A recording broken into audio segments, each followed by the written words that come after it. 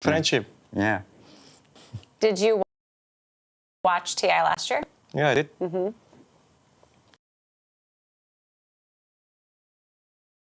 I think they played phenomenal Dota, actually. At that time, I was a bit bitter,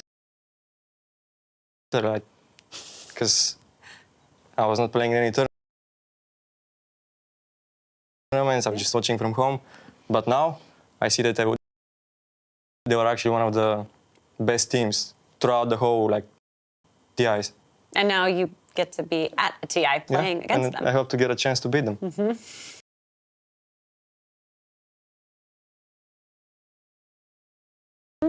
To continue into the main event, or do you treat them as two separate entities? I think it's different this time around because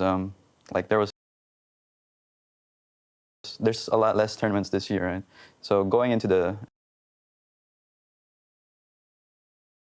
to TI, you don't really know what to expect from the teams because it's been 2 months or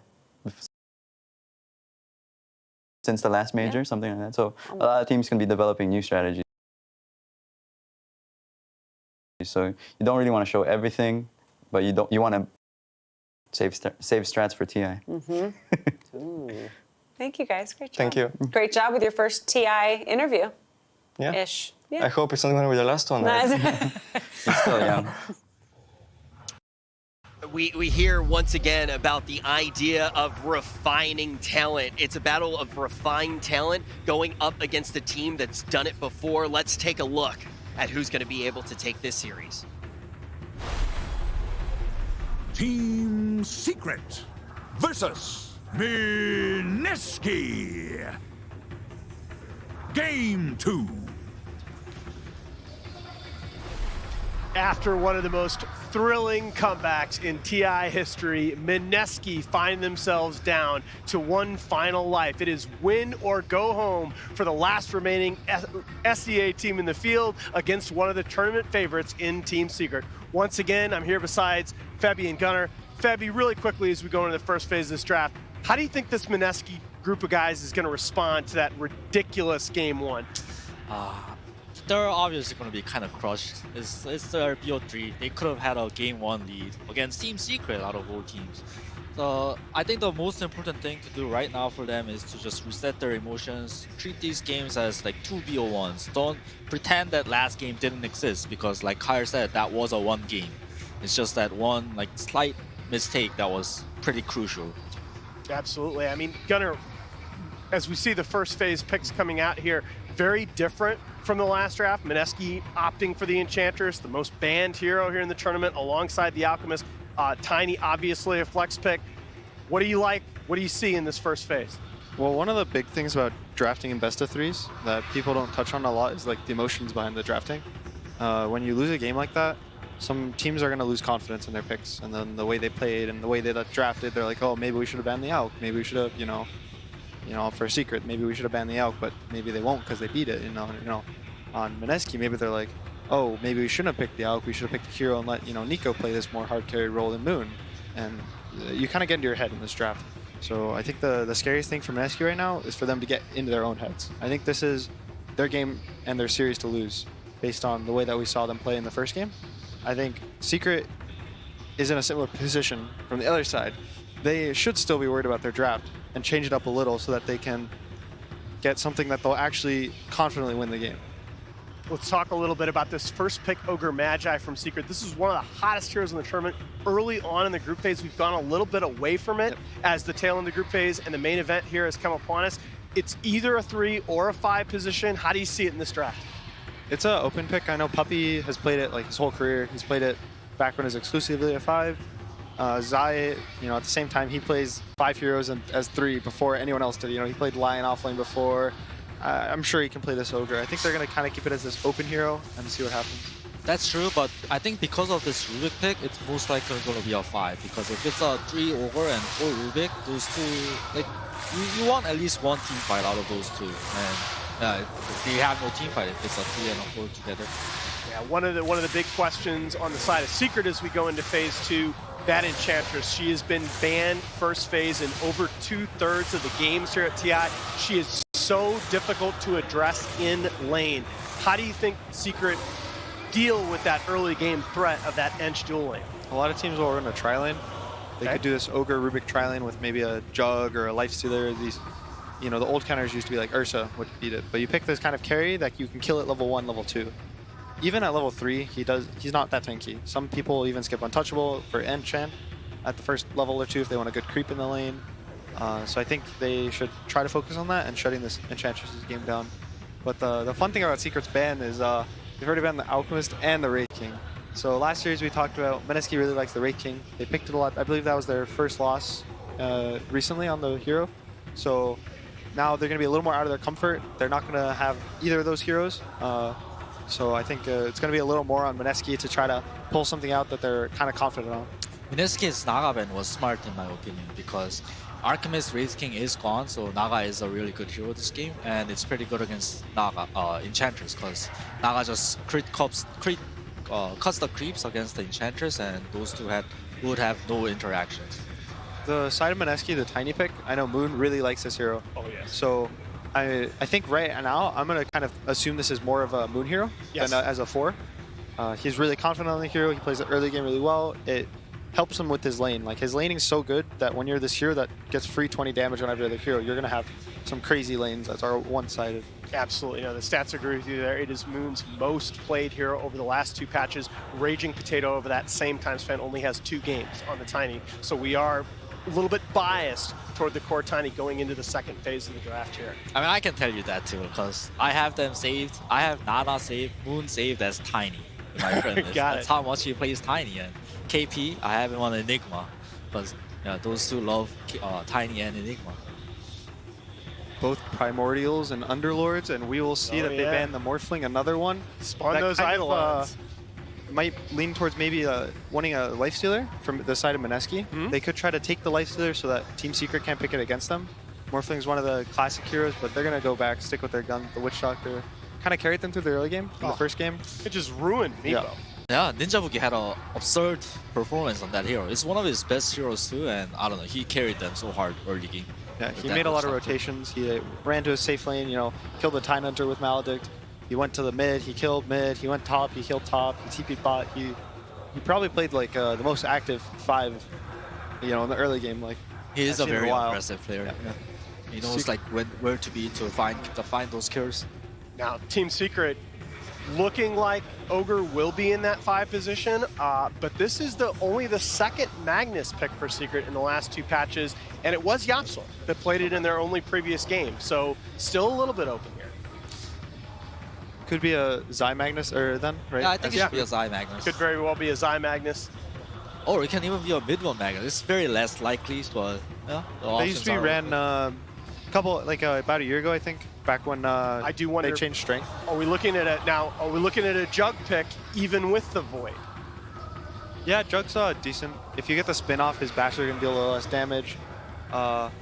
It's fairly good against Tiny Enchantress. Yeah, it negates like the Witch Doctor and Tiny's damage by a lot too. Yeah, I asked that largely because earlier in the tournament we saw a number of teams go to Jug as that laning core. You were talking about this earlier, Gunnar, against the Enchantress.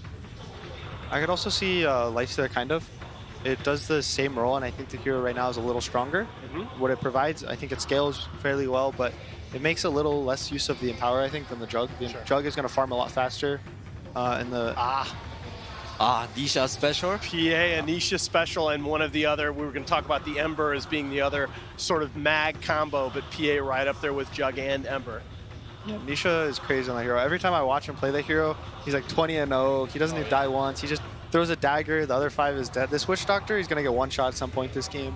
Yeah, usually like we don't see PA a lot because he's online very late with his Battle Free into Desolator, into BKB, but now he can skip the Battle Free, so he's online that much earlier. Yeah, Nisha 10-1 in his last 11 professional games on the Phantom Assassin.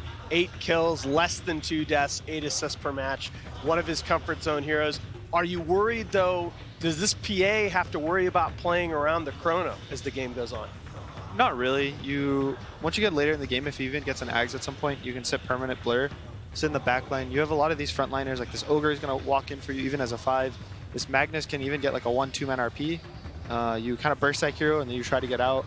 I think they have some play potential, especially with this hero. They could pick maybe a save for the mid lane. This PA looks pretty good, like for the lane too, because against Enchantress, PA over lane will just like aim to get the CS. Enchantress doesn't have that much high DPS, and over has a high DPS too, combined with PA stagger, so he can get a lot of CS. And also, I want to point out that Mineski's damage in the Chrono is the impetus from Enchantress, but it's gonna miss a lot against the PA. Yep.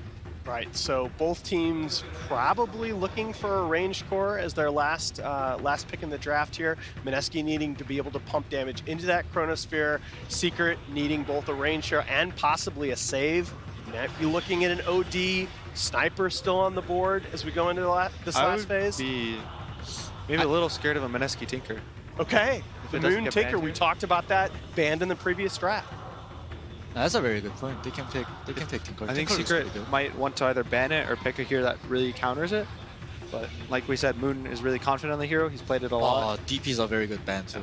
Yeah. Another like classic combo with the Void. You can use the Siphon Even as silence. Your spirits are still going to run around. Storm. So there's their pre-counter to Tinker, I think. Yep. He has really good jump. He can catch this Void, follow him.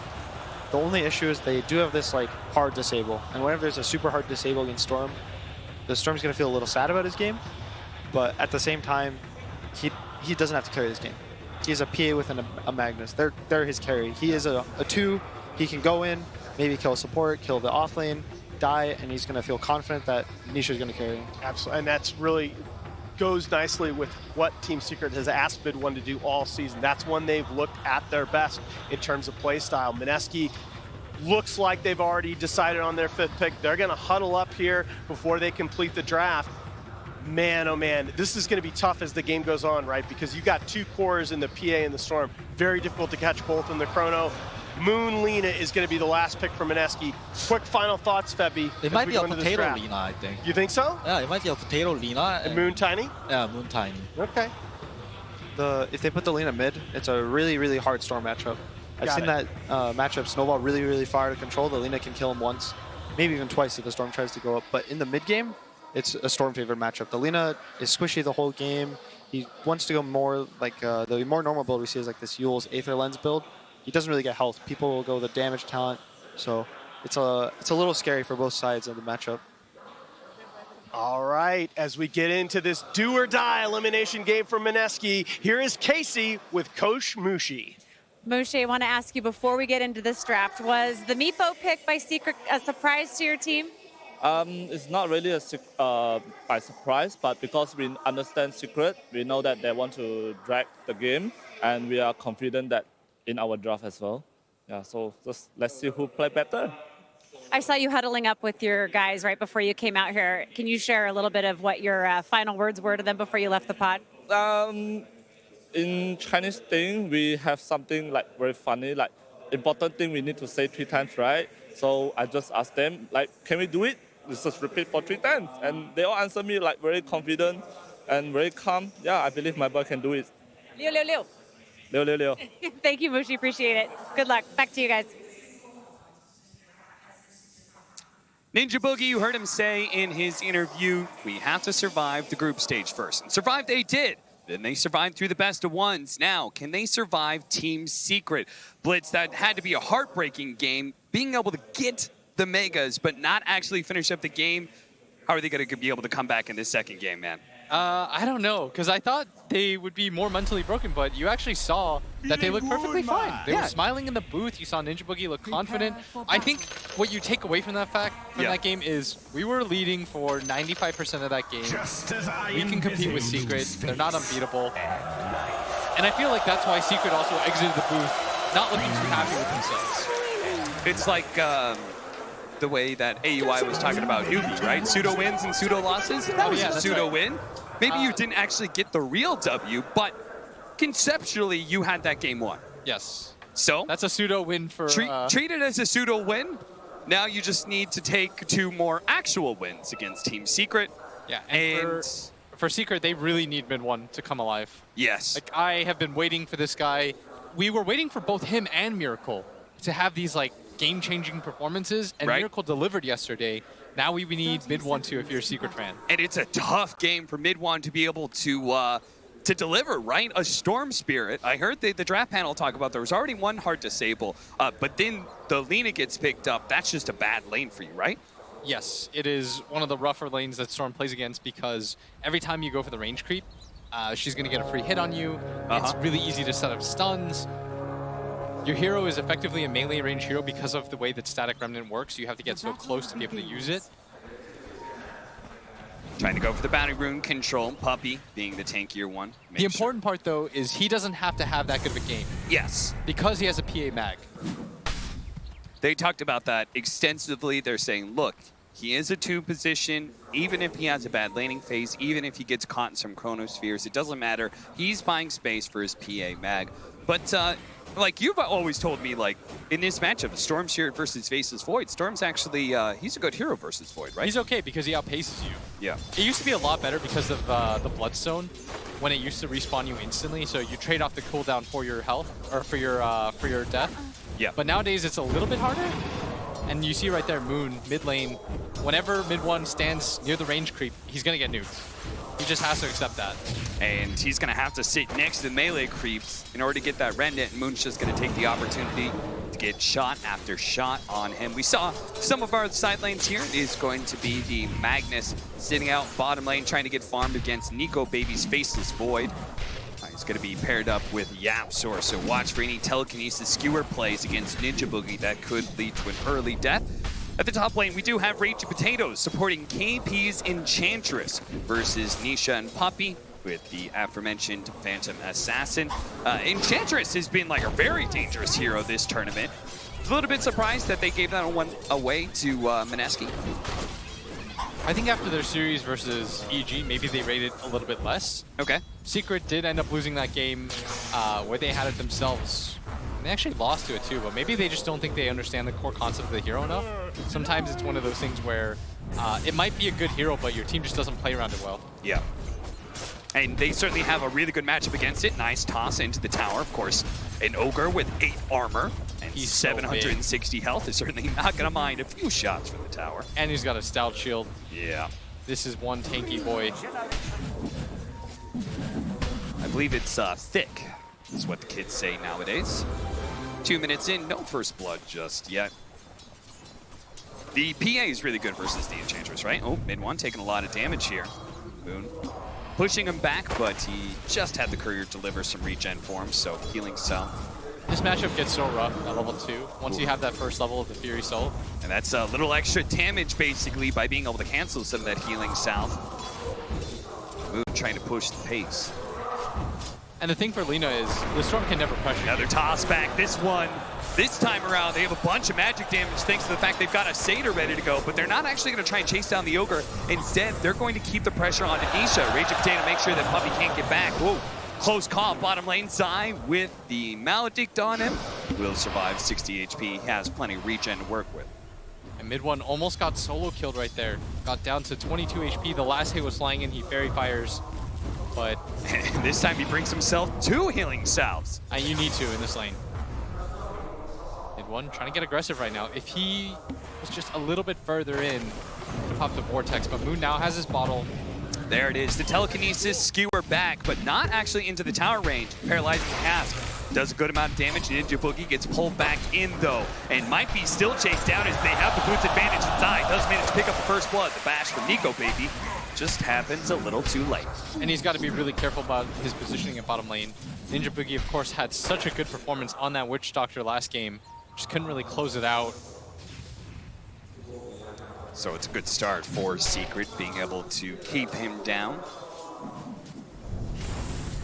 But it is going to be a free farm for Nico Baby, it seems. They're not able to do too much. Puppey going to drop low here, turned around, setting up the Satyr, but he's going to be slowed down by the Enchant, and they don't even need the Satyr Shockwave to finish him off. And KP having completely free lane up at top. Raging Potato, he's gonna find him right now. The stun flies out first, doesn't have a toss target. Toss away, they're going to be able to get Yapsor, but he does still have that haste room. He's going to play in the river, trying to get those high ground shots against Raging Potato, positioning himself. Good LSA. Now they're going to try and challenge him. Raging Potato knows he's dead. They're just hoping to be able to get a kill on Yapsor. The last shot chased him down. Yapsor falls. The supports get traded out. Mid one still has to be careful. He's completely out of mana. Does pop the mango, but the Lina will always favorably trade with you. And you're seeing some pings. He wants him to TP in to refill his bottle. That's what that ping was for. Saying, come over here. And then after that, we do have the bounty rune spawning up. But this could be one of those situations where the mid laner just camps mid, right? He already is in such an advantageous position against mid one. Maybe you don't need to help out for the side lane bounty. And you see what Raging Potato's doing? He's keeping him away from this area so he can't get the free level 6. Right. And he's pushing mid one towards this bottom triangle area, which is a lot less efficient to farm because when the creep wave pushes in like this, Cap, you don't automatically go back to the lane when it's safe. Yeah, you could see mid one already, like he just has to run back to his tower because the push happens so fast from the Lina. Top lane, Puppey, gonna be slowed down by the avalanche. They do also have that tornado up. Toss to finish him off. 3-2 now to the favor of Mineski with a 2,000 net worth lead. Top CS of the board, all 3 of their cores. And this ward has spotted mid one going into the jungle, and that's why Raging Potato is immediately gonna try to close that gap. What they need to do is Moon needs to push in the lane, he needs to go to the left side, and they need a sandwich. And that's exactly what they're doing here. Mid one. They know he's in this area. They can't allow him to get to the shrine or his level 6, but they have this angle perfectly. They spot him with the ward. Just catch him before he activates the shrine. They have the Laguna Blade, throw all your damage. That's it. Mid one's dead. Skewer on out. Zai actually gets very low, trying to go for the power rune. That's just about to spawn to refill his bottle. Ninja Boogie knows that though, and he's going to try and push him away. Doesn't spawn. Unlucky. Instead, it goes to top. Let me say, I've seen that move happen to me so many times when I play Storm. That's why I knew it was going to happen. Some support places a ward in your jungle when you're 5.5, and then they make that play and you always die to it every single time. Maledict, Zai gonna skewer him up into the high ground here. Ninja Boogie's just hoping to be able to finish him off. It's gonna be close call, but Zai does have the shrine activated. And now Ninja Boogie will slowly but surely die to Yapzor. He's even given the power to speed things up just a bit. Yeah, no boots on the Witch Doctor. Good attempt, but nice outplay as laning phase-wise, though, because of the top lane going so good, Mineski up by 2k early on, and this is the second time we've seen them lead the early game dance. Yeah. Setting themselves up with just really strong lanes, and PI is usually a hero that does well in the laning phase and kind of wants that early lead because of how farm heavy she's going to be with that Empower too. But now we do have the level 6 on the Storm. There's going to be their first Chronosphere of the game. Nico Baby's just going to go for the straight up kill on his side. The paralyzing cast bounces back to him, and they have the bashes with the Maledict. That should be enough as he has no more regen left.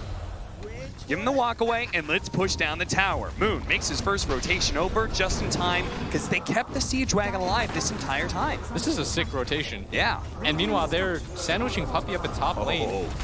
KP is level 6. This is a very deep dive by them. They are going to get the Fire Blast out onto the Enchantress, but so much pure damage.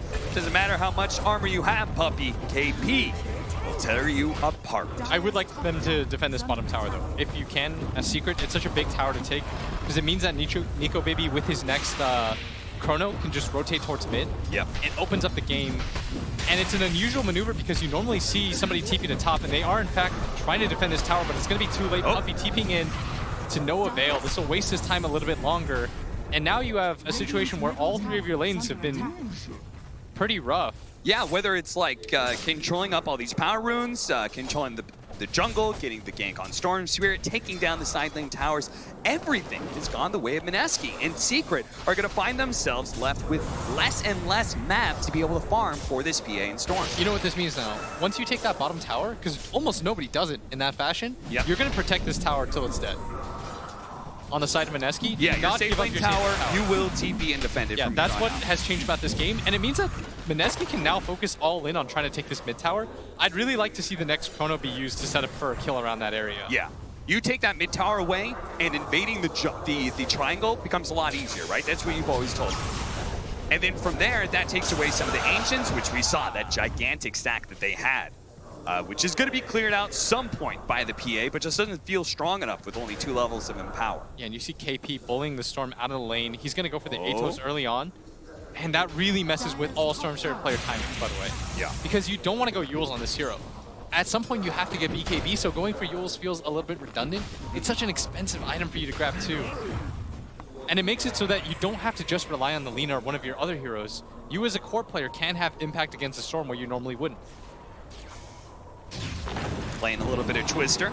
Yeah, and look at this. They're making the rotation because they've taken all of the side towers out. They can make this play, and they have the counter initiation from Nico Baby. It's going to pop out with the two-man avalanche. Look for the toss away. There goes Rubik. Bye-bye. Straight into all the cores of Mineski, who actually missing the LSA. They thought that was going to be a little bit shy, but they're actually going to trade out supports here as a result. The Absol gets as much damage as he can, but Raging Potato, he dies as mid one comes to clean it up, and this means the tower will be protected. That took a little bit too long, or maybe they would have been able to make it over, but they are instead just trying to grab all 4 bounty runes. They might be successful in that. Nisha trying to make his way over. The Blink Strike does grab it. Just in time, but KP, he wants to punish Nisha for making that play. They do with the Maldic. There goes the blur, the TP in from Yapsor onto the Shrine as well. Mineski did not even look like they were seriously considering going for that PA. Just a little bit of pressure to force rotations, and that's exactly what happened.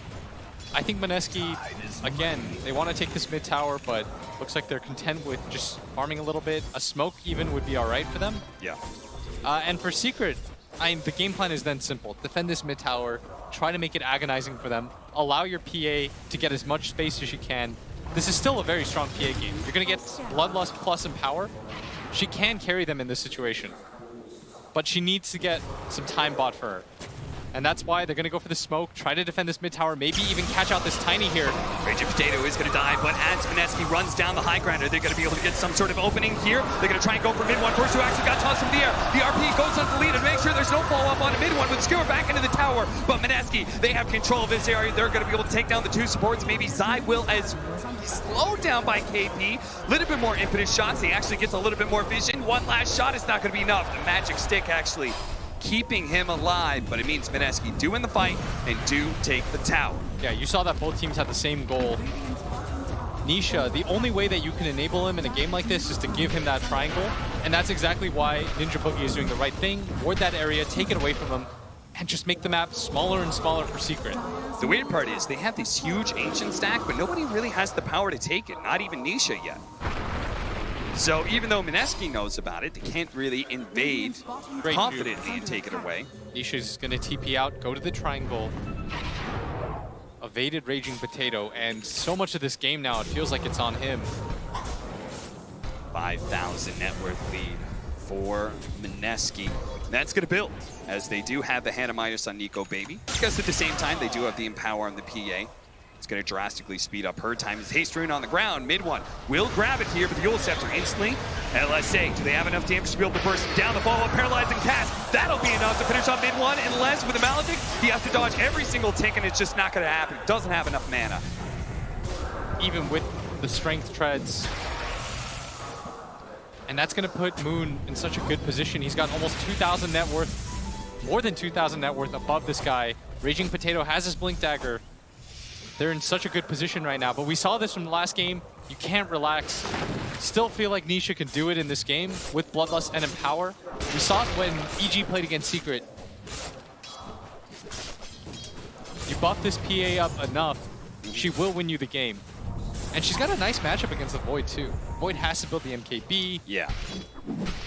You have the opportunity to be able to burst down this Void, so his time walk isn't as effective. All of Secret coming over. They're going to join in the task of bringing down this gigantic ancient stack, Fade Bolts and such, making it a bit easier. Teamwork makes the dream work.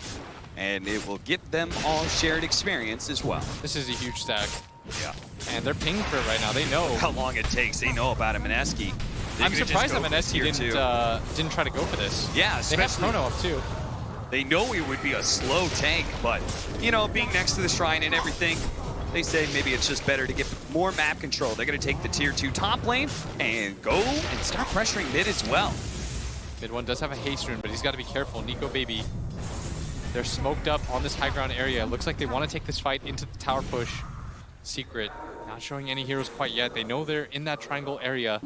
This ward is still alive. Surprised that Secret haven't found it yet. They had to have known once that bottom tower and that mid tower got taken out, the triangle was going to be the next spot to ward. But instead, they're going to find... They know where he is. Nisha is going to be caught by the Avalanche, even though he's blurred up. We're going to play to bring him down too, and he almost had the Desolator. LSA is going to be able to catch Zai, tossed up in the air to his death.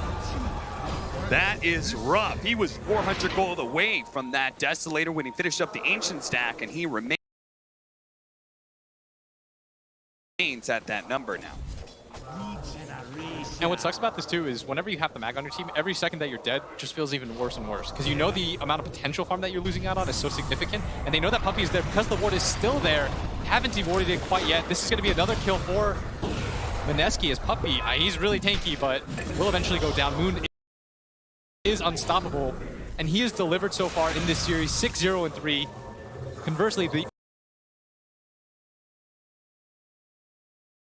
other Southeast Asian superstar, 2-2-1, might get caught out here as well. Moon in the area, Raging Potato throws out the blind stun, isn't able to find a mid one, sniffs it out. And that may be 4 bounties. No, Nico Baby, I like this. He's playing it safe. He's not getting greedy and trying to get the other one on the right-hand side. He'll just take the one that's on their side of the river. So 3 for Mineski, as he almost has a Maelstrom complete. And that'll be another way to help out against that blur advantage that the Phantom Assassin has. Gunnar did talk about, by the way, that it was going to be a rough early game for the Storm Steered anyways. Yep. The Lina is going to be so good against you, but as the game progresses, the Storm always has the option cap of jumping on the Lina. It's so much easier for him to gap close. This is just the awkward part of the game where he doesn't have enough HP and he doesn't quite have the items to be able to just go on her fearlessly. Win probability. Oh, they're going to be able to jump him with Ronavetos freshly picked up by KP and the Blink Dagger of Raging Potato, the last impetus. Brings him down as he skewers away. But a smoke up from Team Secret. They're going to move to bottom. Nico Baby waiting for the creeps. They still have a tower in this area. They're going to drop the ward. They see him. They're going to see him farm up the neutrals too. Do they have enough burst damage to do this? He's got 20 wand charges and instantly the lift onto the creep. Oh no! He grabs a creep and Nico Baby blesses the stars and jumps away. That's a freebie. That is a freebie indeed. Mid one will snag an arcane rune, but certainly not worth all the trouble they made to move to bottom lane. And we were concerned about Mineski having their spirits broken. Yeah, doesn't look like it at all. We heard that from Coach Mushi. He said they were fine, they were calm, and confident even in their battle against the #1 DPC team in the world. Yeah, it's such a stark contrast from the interview that we saw with Arzik yesterday, where it looked like they were just like, yeah. Casey's like, it felt like you had the better draft. He's like, yeah, we did. And instead, Mushi's all smiles. He's making jokes with her. He's saying our team's good. Team looks like they're fine. So far, 17 minutes in, they've got an 8K gold lead. They're not out of the woods yet. Last game, if anything, proves to them it's not over till it's over. The crazy part is that Mineski have been getting so many kills around the map without having to use the Chronosphere. So Secret remains scared of them at all times. In fact, so scared that they lose the tier 2 mid. Nico Baby hadn't showed himself until finally he does. He sees the Storm Spirit up in the top lane. They thought that Nico Baby was behind them at mid. That's why they didn't challenge, and that's why mid one showed himself at top lane, and where he gets caught and where Mineski see the opportunity to push to high ground. They're going for high ground right now? They really are. Wow. This is early. No Rocher, anything. Zai gonna interrupt. Gonna be used. Nico Baby, they don't get a burst cast on the Fire Blast. He's gonna be able to time walk away while Zai sacrificed his life at a gambit to be able to bring down the carry of Mineski. A buyback, that's all Mineski wanted to be able to see. Raging Potato, he may be the sacrificial lamb, but no, Mineski will protect that little lamb. The Rocky boy will get away. He's got a Blink Dagger up. He's fine. And that was the buyback from Zai. This has been a rough game for Team Secret. There's just no plays for them to make. With the type of heroes that they have, they have to continue to just buy time for Nisha. He needs a BKB before he feels comfortable engaging. Ninja Boogie grabbing the Invis rune, drops the sentry. He knows where they have vision. Dude, they were just top pushing that tower, and Ninja Boogie gets to bottom lane in time to pick up the power rune. Is it just me or is Mineski everywhere right now? And they're gonna run into potential gift, but there's 4 heroes down here. That's why everybody wants to rotate in. They have a TP on their Faceless Void. They want to bring in more.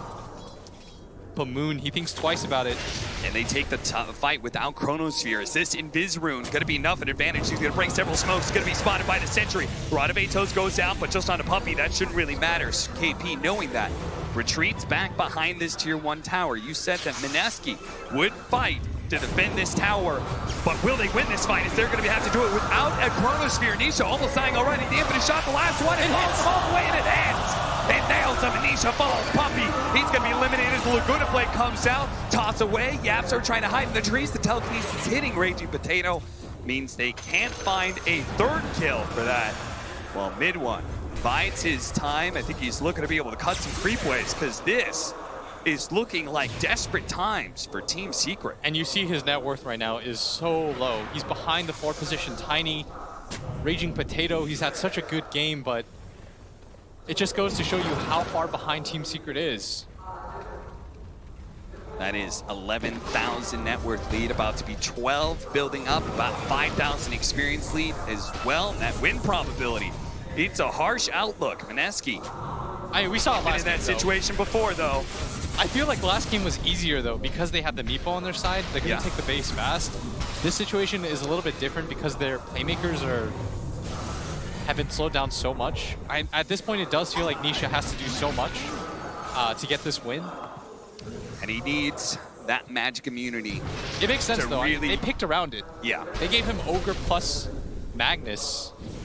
That usually means that they think that this one hero will carry them in this game. Ninja Boogie probably going to get picked off once again. Ninja Boogie's okay with that. He's at the rest of his team.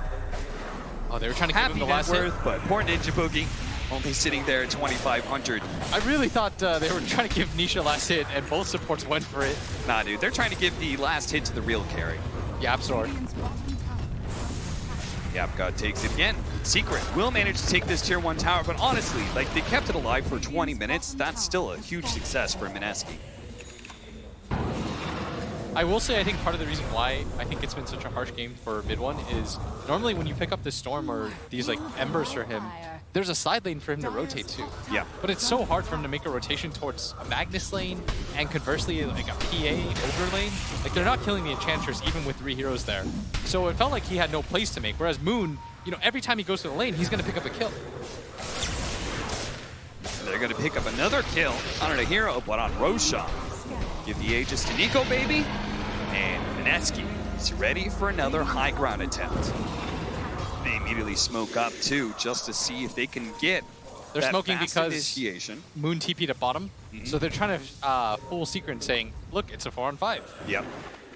Especially considering this Moon Lina has Boots of Travel and Shadowblade, so he can move his way around the map super fast. That's why they're going to try and catch somebody here, but it looks like it's only going to be Puppey if they can get the bash. Sadly, that's not the case for Nico, baby. And Secret, they need to take advantage of the time that they were smoked. Nisha needs to push in this top lane. He's almost got his BKB. That's when the real game happens, Cap. If he can win a fight with BKB, it changes everything. If he can't, I don't know if he has a space to farm another item after that. This BKB is make or break right now for Team Secret. Mid one is so make or break right now for Team Secret. Mid one is so scared at all times because the Shadowblade Lina, he's never quite certain when he can pop out and farm a creep wave. So scared, in fact, that he plays that side lane of the map and hides there the entire time before eventually deciding home is where he has to be. I will say this Lina, Gunnar is correct. She's got 1600 HP. Yeah. All it takes is one good fight for mid one. But if they don't manage to jump him, he does have a plate mail now, so it's not in danger of a crit dagger kill anyway. It's going to take some hefty commitment by the PA, but she can die before a single spell is cast for sure. This Lina is so farmed, Cap. She has triple the enemy mid's net worth. And they're just playing 4-man together. They do manage to run Anisha here. Hit him with the Avalanche. Radamatos goes down. There goes the fresh BKB. That's going to be a Fire Blast, but there's the Chronosphere to be able to control him up. If they actually get these impetus, mid one actually goes through Raging Potato, be able to finish him off. This is Kewer and the RP on it too. Mid one sitting on top of him with the Fire Blast as well. That's going to be the Aegis coming from Nico, baby. But KP is plenty healthy, and that's why he's going to run down Puppey. Secret, it was an okay engagement for them. Got the Aegis out of the hands of Mineski, but it still cost them a hero. Not the worst trade in the world. And that was the buyback by Raging Potato. They need all of these engagements. And the top lane is getting cut. Puppey goes to the buyback. They're going to try to all in for this. They try and burst him down, but they don't actually hit him. The Avalanche covers the ground, and now Midway tossed up in the air. Raging Potato made the read. The Chronosphere coming up from the Outdoor is beautiful, but Midway going to get there in time. He runs them over. There goes the Lina before a single spell is cast, and now Nico, baby. He's trying to get the bash out. He's trying to finish up mid one. Can he do it? The bash isn't good enough. Mid one triple kill. Into the trace they go. They find another kill. The PA dies. Actually, Mineski are able to get something out of this, but KP, he could stay alive for a long time, but it's underneath the tier 3. He will fall. Ultra kill for mid one. Secret. You have to be careful against this team. Any Just a second of weakness, and they will pounce. And now he's almost got his BKB. That's what we were looking for. Storm in that situation so good on Lina because you'll always get the jump on her. You can get to the back line. She's decided to go for quite the greedy builds. The plate mail, no BKB, deciding to go for the boots of travel. She's very mobile on the map, but when it comes to just those straight up pushes, it's gonna be rough. And honestly, that all starts with YapzOr stealing the Chronosphere. Oh, absolutely. This fight does not look like this if he doesn't have Chrono here. You see that he locks down the entire team. He managed to get a 5-man Chrono. Look at how good this was. Baby obviously is free to be able to walk away, The but zip just through. a zip that manages to hit 3 different heroes. Uh-oh, back into the game. In one, he's been caught out. He used his buyback last time. Maledict, he should be good here as the bottle hits. Combination of dodging, the Maledict hits as well. That's flashy. Does it be one more time fine. just for good practice. Still a 12K gold lead, but a few more fights like that, and Secret are back into this. But they can't afford a fight exactly like that. This time around, mid-1 will not have buyback, and we'll see what Mineski does with that information. Are they going to play for that aggressive win? Are they going to challenge Secret now, hope for the Chronosphere that gets them the kill on mid-1 and ends the game, or at least Elena Barracks, or are they going to wait for the next Roche? I think instead of waiting for the next Roche, I think they need to wait for their BKBs. Okay. I think that's even more important here. Lena's about to pick up one. The Void is just the recipe away. That's what they have to reset off of. I'm Secret. You said the true carry of Secret, YapzOr. He's trying to make it happen right now, keeping them in this game. The Chrono that he hit was perfect. It made it so easy for mid-1 to get on top of all those heroes. The zip through did so much damage as a result. He lined it up for him, served it up, so that his mid player almost has that BKB now. And so the fights are going to get a lot easier for him. In which case, there's going to be a lot of pressure on Mineski to find the initiation, whether it's through a simple toss-up of the air and Rage Potato, follow up LSA, or if it's going to be the Chronosphere to lock down the Storm Spirit. Is that who you focus? Is that you hold that Chronosphere for the Storm from here on out? I feel like you have to. When Nisha pops his BKB in that situation, it's kind of nice to burn some of the timer out, but you're not killing him. Yeah. The blur in combination of the BKB, your bash, for people that don't know, the time lock is magic damage. So you're just not getting any value out of it. And he's about to finish a basher on Nisha. Yeah, he's getting really scary now. Once you get the basher with the Empower and the Bloodlust, like this PA is the strongest hero on the map. Her net worth is just boosted artificially as a result. And it's so hard to be able to push high ground into that because there's always that fear of a dagger that gets a crit or a bash, providing the opening that Secret need. And they can just do that. They can just dagger you over and over and over again, wait for somebody to get low enough, wait for that bash, wait for that crit before they jump in. I mean, part of the problem was, I think Nico maybe just got a little bit sloppy. Yeah. He just didn't think about it. He's like, oh, okay, they have Chrono. I'm still fine. Yep. But he does, he didn't realize, I think, in time, like, oh, wait, my entire team's gonna die because of this. Yeah. They still have a lot of map control on the side of Mineski, and Secret aren't out of the woods yet. But this 12K gold lead doesn't look as bad as the previous games did. Like, the previous game was 99% over. This one is closer, in my opinion, to like a 70-30. You can still win this if you're Secret. Your jump just has to be real good. They have BKB on both their cores. You farm up for buyback, and at this point, you might as well wait for Roshan as the potential spawn time is just 1 minute away. And so now the question is posed, okay, we're actually gonna smoke up here. Mineski thinking that maybe they'll catch Secret off guard. In part, maybe because it is so close to the Roshan spawning, any sort of pickoff could lead into some big wins. They know Zai is somewhere out here. He actually ran forward through the ward and immediately TP's back. They need the MKB right now really badly. On their Faceless Void, you saw when he was hitting Nisha, did nothing. Well, that's a ways away. Nico baby, Actually, having no ways just to deal completed with the Mjolnir. none of them are even close to the MKB. Yeah. So yeah, Nisha's game continues to look pretty good. He's 0-3, but I mean, they're putting all their hopes on him. Right. And he may soon eclipse Nico Baby's net worth. There is still Moon sitting at 16K, but as we saw from that last fight, it is very easy to take that hero out of the field without anything being done. Nisha also has to be careful of the Lina hunting him down with that Shadow Blade. He's got 2,000 HP, but even just getting caught by an LSA at the start could lead to much, much worse outcomes. 21-12, 13,000 net worth lead for Mineski, 30 minutes in. As you heard Blitz say, feels like this is more like a 70-30 game, and the win probability does agree. If anything, it's even more in the favor of Secret. What's it say? Yeah, look at that. 84-16 is what it was at 20 minutes when we had that big fight, the big turnaround now, 64-36. Yeah, I'd say that's around right. Mineski is beginning to lose some control of this game. They do have enough to be able to get all the bounty runes, though. Oh, could you imagine if Mineski lost this game? 2 heartbreaking losses. It would be a story, that's all right.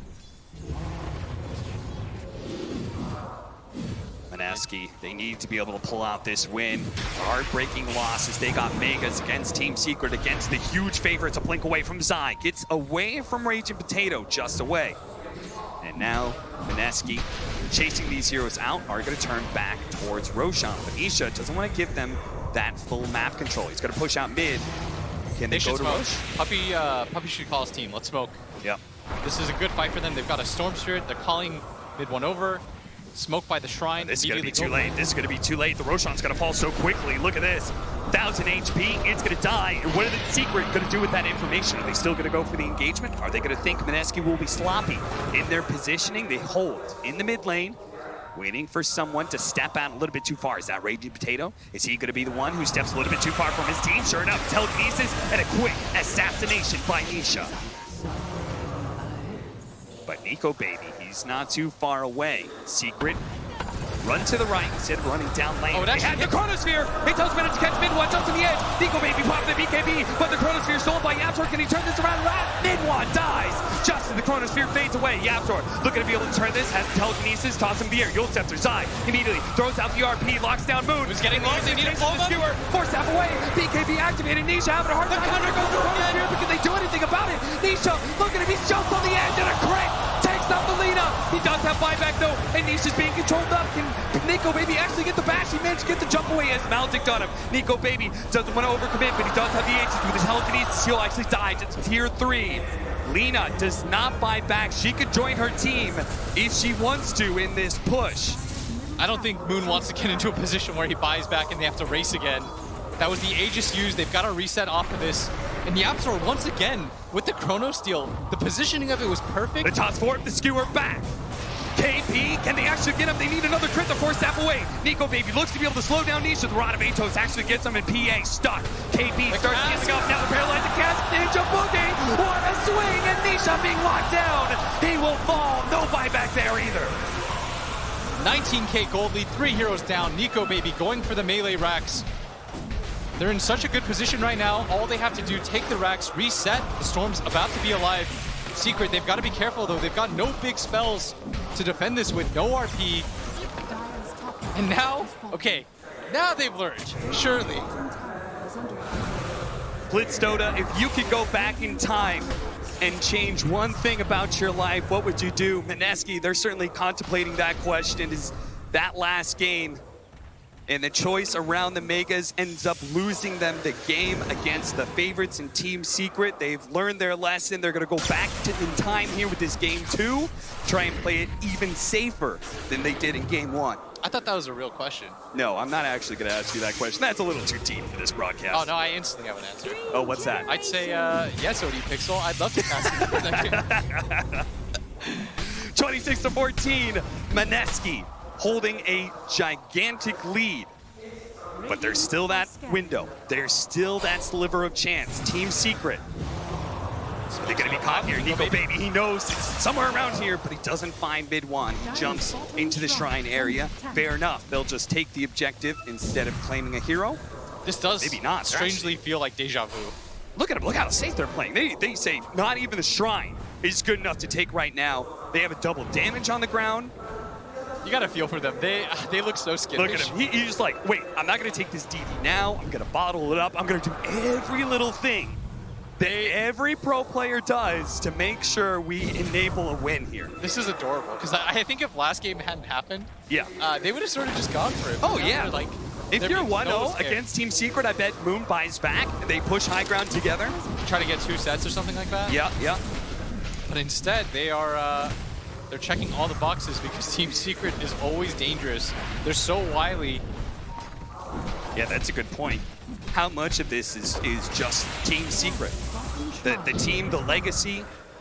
By the way, I think the game might have been over if Nisha doesn't get the crit there because Moon had a cheese. He would have reset that fight hard. It would have been over if YapzOr doesn't position the Chronosphere just right, that a melee hero could reach through the Chronosphere to hit the Lina. His split-second timing was phenomenal.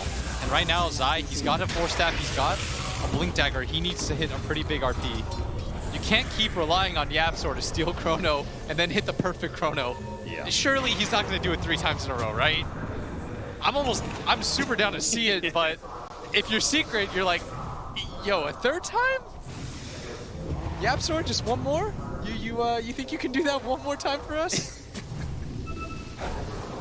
Can Secret pull out the miracle? Can YapzOr do it? 1 more rabbit out of the hat. Number 1 and 2 isn't enough, it seems. This was a Deso Rubik that we saw in the last game, right? Yeah. I mean, such a clutch decision-making in that sort of high-pressure situation. Cool idea by YapzOr to be able to buy that item and help them time walk, trying to get the 4-staff over to the other side, but everyone from Mineski is here, and they've just been gifted a kill in YapzOr. When he dies fast. Yes. And they're going to get the instant D ward. YapzOr was just trying to get out, play some aggressive vision for his team so that they could do something. Oh, this is big. Abyssa Blade now for Nisha. Now when he jumps one of those heroes, maybe the PA, maybe the Lina, instant disable into potentially one-shotting that hero. KP needs armor right now if he wants to survive this. He doesn't really need a BKB. He's not being focused like that, but yeah, some armor would help his cause greatly.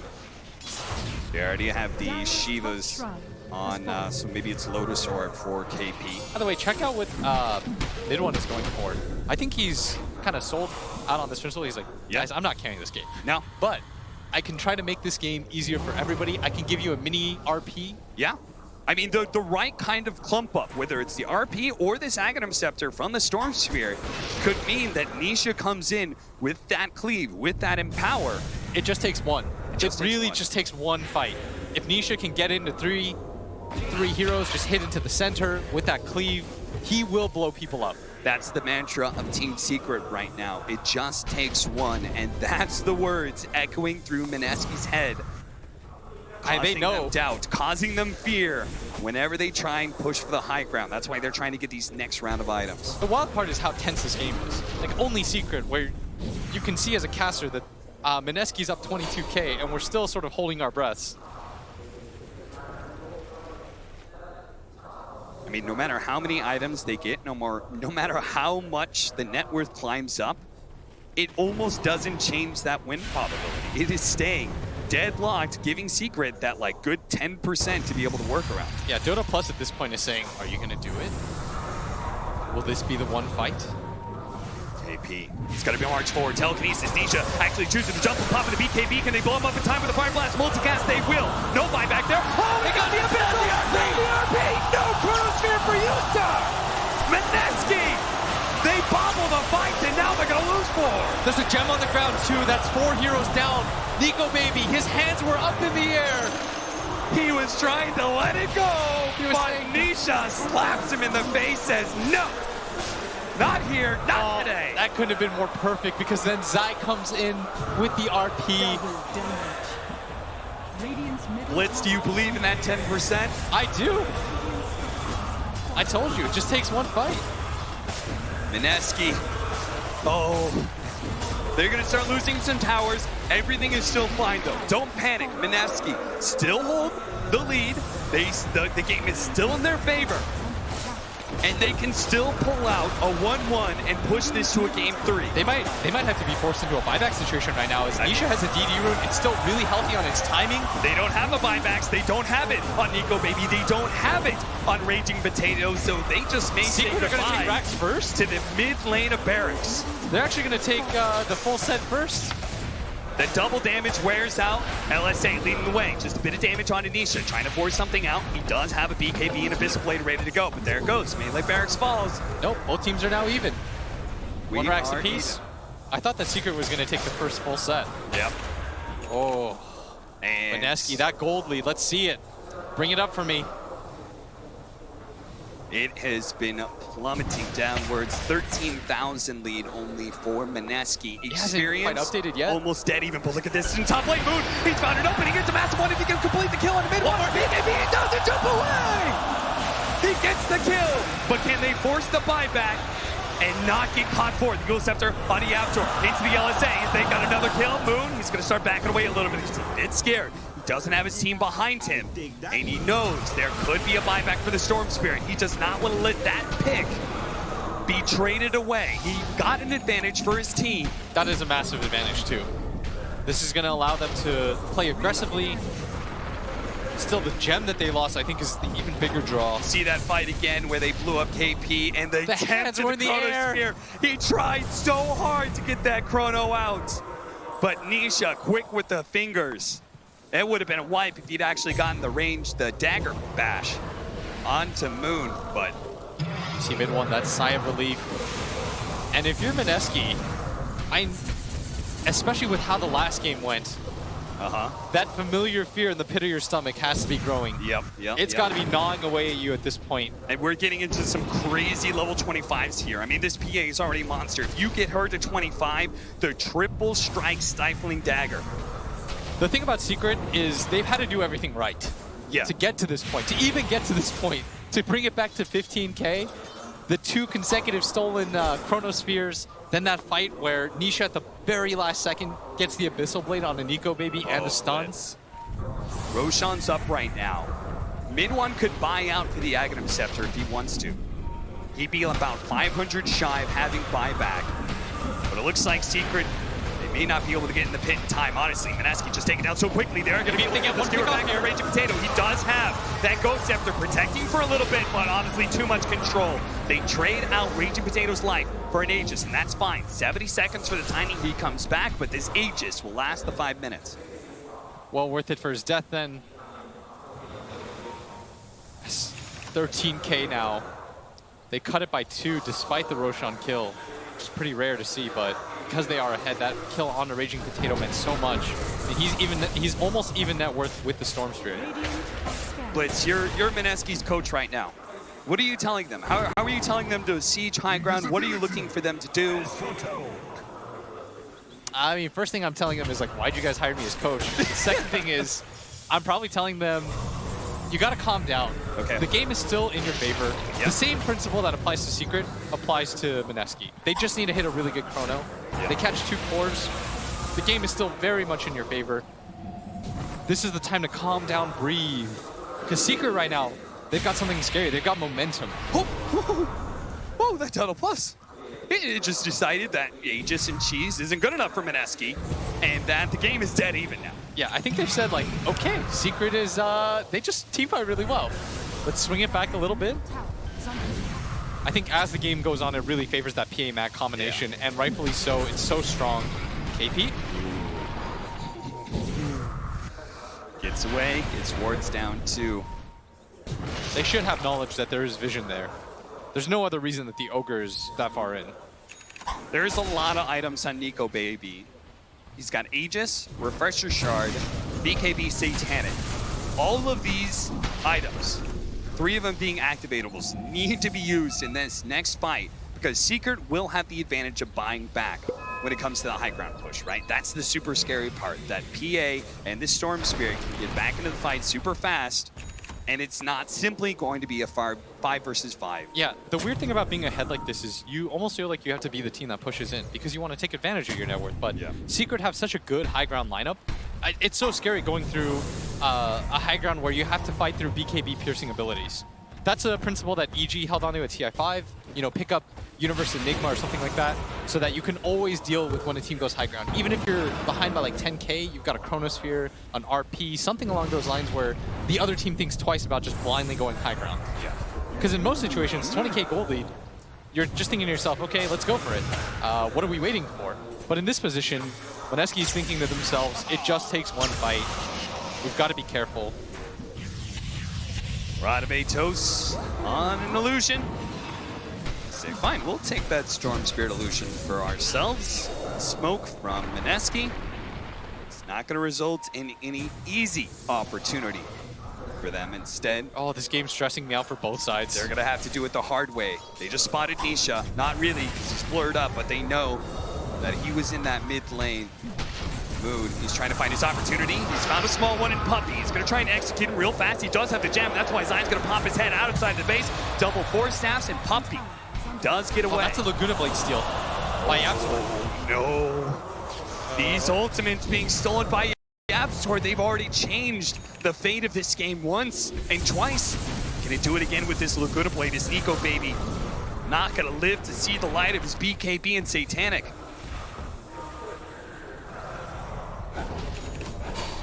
Ethereal Blade up for Raging Potato. Big burst damage. He also has the toss, requires no targets. That could be a way for him to get heroes out of position when it comes to that high ground push. Maybe even a save too. You can act Could like be. a pseudo snowball. Yeah. In that regard, try to get your team out. Oh man. Nico Baby is almost level 25 as well. Do you take that 25% backtrack? I mean, just imagine he backtracks a crit. I think the bubble is too good. The super bubble is so good. We'll have to see. This is just going to be all about feel for Nico Baby. How does he feel this game's going to go? What's going to win him the game? This is one of those games where the branches of fate just spread out. The what-if game begins. You ask yourself, Mineski, if they closed out that game one, how would they be playing right now? Would they finished up the game already? Is the fear that they will lose this 2-0 against Secret? Causing them hero here. out of position and dead. The execute by Yapzor. Trying to get to that Aghanim Scepter, that would be huge for him. Well, if they didn't know about the Laguna Blade steal before, they certainly do now. No buyback for KP, but everyone else in the game does have it. Secret, just to pick off on the Tiny. They know how disruptive he's been in these engagements. They feel confident to go outside their base. A little bit more free area to farm. The triple dagger is up. The Aghanim Scepter is here as well for the Storm Spirit. He's looking for Scythe next. Puppy, he's gonna play the bumbling fool who just goes into the high ground blind, but it's all an act. He knows the rest of his team behind him. He's super tanky. He's already survived through one round of Lina spells. He could do it again. At this point, the farm is whatever. It really just comes down to the one team fight. Yeah. That's why mid one isn't trying to go back for anything like the Orchid or the Bloodstone. He's just itemizing for the late game team fight. The Aegis down, level 25 achieved for the Faceless Void. You're right, the AoE is too good to pass up, especially with that Refresher Shard. 2 times of the gigantic AoE Chronosphere. And the only person that I've ever seen go for the backtrack talents is OD Pixel. Somebody did it actually this TI. Really? I don't remember who. Yeah. That's why that's why the conversation was only way we would talk about it. The plus 175 is so good. Yeah. I mean, It makes it so that it's so hard to win these fights. Yeah. And everybody has to be careful. There are a lot of melee heroes. like, how do you get into these fights as a Storm Spirit, as a Mag, as a PA? There's a Nullifier Sphere is just on going to be Nisha. so big. Nisha's Nullifier could play a big part here with the double cheeses on KP. They actually stacked that regenerative item. This is such a killer build. 3k HP, the Satanic gives him the status resistance. It's not going to be easy to burst down this PA. They put so much into her. They gave her the perfect situation. Mid want to sacrifice his own game with this item build. He's saying, I trust you, Nisha. At the same time, if Nisha's the one that jumped on, they're going to have a Silver Edge soon for Moon. Looking to break that lure mechanic. The biggest issue right now for Mineski is they just have not been able to start fights. Yeah. It's always been Secret jumping them. We've seen 3 fights in a row now where Secret finds the jump. You know what? I we don't know what's going on in the booth. Is it composure or is it fear? But if it is composure, I have to admire Mineski for just continuing. Like, they'll smoke up, they'll try to find a pick off like this for Raging Potato, but they never go all in. They never give Secret that opportunity. They're going to go for Puppy here. Chronosphere does manage to catch Yapsor in the back, but it doesn't catch the core. Mineski able to roll up the 2. The Chronosphere, second time around, they're going to be able to catch him with the Chronosphere. Yapsor getting stopped. Oh, the jump! It hits He wins the RP, and now Mid-One's going to ride back. Here comes the Chronosphere. The long zip in for Mid-One's not here yet. Now the zip in occurs, but it's a bit too late. Nico Baby's already jumped away. He's going to be able to grab the lead, though. The second RP from Sai. Now Nisha jumps in, wipes out, Nullifier, not going to be saved by the Gold Scepter. That's Selena dead. Buyback's already flowing out from Mineski. Are they going to use it on Alina as well? They will. Cheese up for KP. He's going to eat it again. Can he survive through all this one? Nico Baby jumping in, but immediately gets controlled up. He's going to buy back as well. Now KP. Ultra kill. Ultra kill for Nisha. Now Gapper has another one. They're going to be able to catch Raging Potato. Does have the interior blade onto himself. Ninja Boogie begins to back up. Gold Scepter. They have no buyback on KP. They're going to have no buyback on Raging Potato. Do you believe in the 10%? Are they going to be able to go down mid and force a 3 versus 5? Unbelievable. They found the double chrono, but Yapsor steals it once again. And that was the perfect fight for Mineski. The Mjolnir actually hit Zai, so he can't RP the Void when he walks close. And if you can't do it with 2 chronos, what is it going to take at this point? Mineski, I mean, this is a heartbreaking situation for them right now. Ninja Boogie, look at the spray on the ground. Loser, I've got you, Ninja Boogie. Zai fishes him out. That's another here without buyback. Moon, Nico Baby. They're the only ones left alive for Mineski. How are they going to hold? How are they going to repel the 5-mana Team Secret, who's now inside their base? And this time, they don't have to go for tier 3s. This time, they can go straight for the tier 4s. And this time, can Nico Baby land the Chronosphere? He's got 12 seconds left. Can he pull out the miracle? 8 seconds. 1 tier 4 dead. 2 seconds. The dream chrono. Another tier 4 gone.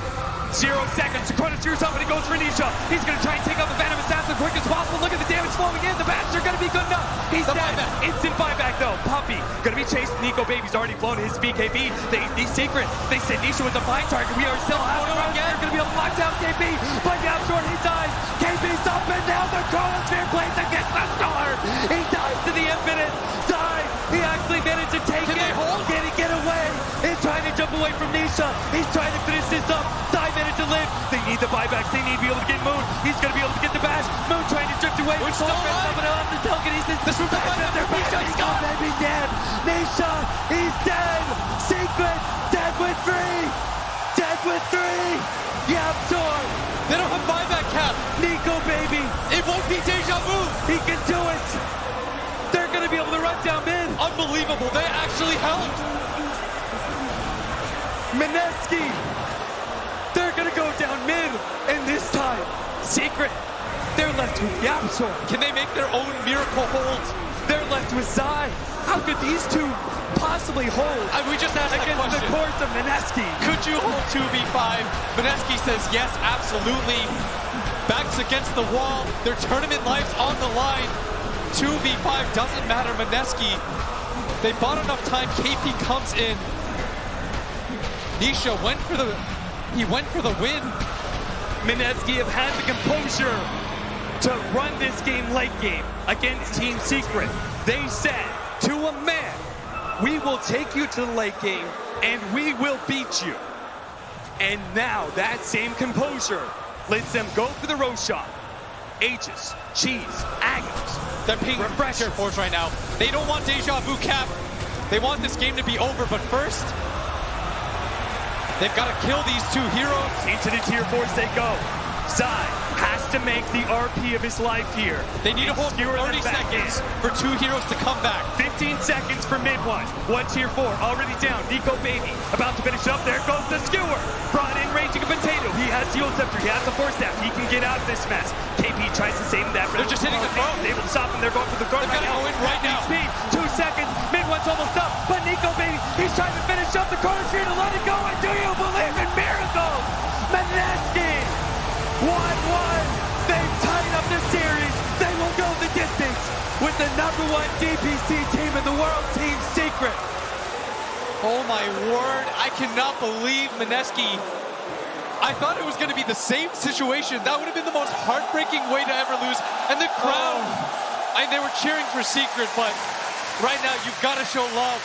Mineski, they lost every fight but the one that mattered. Oh, Mineski, look at the relief on their face. Oh, what a crazy game. What a crazy series.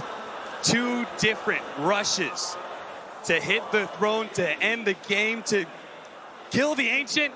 That's the name of the game, Defense of the Ancients. Game 3 is coming soon. I cannot wait for more. But first, we have to see the panel.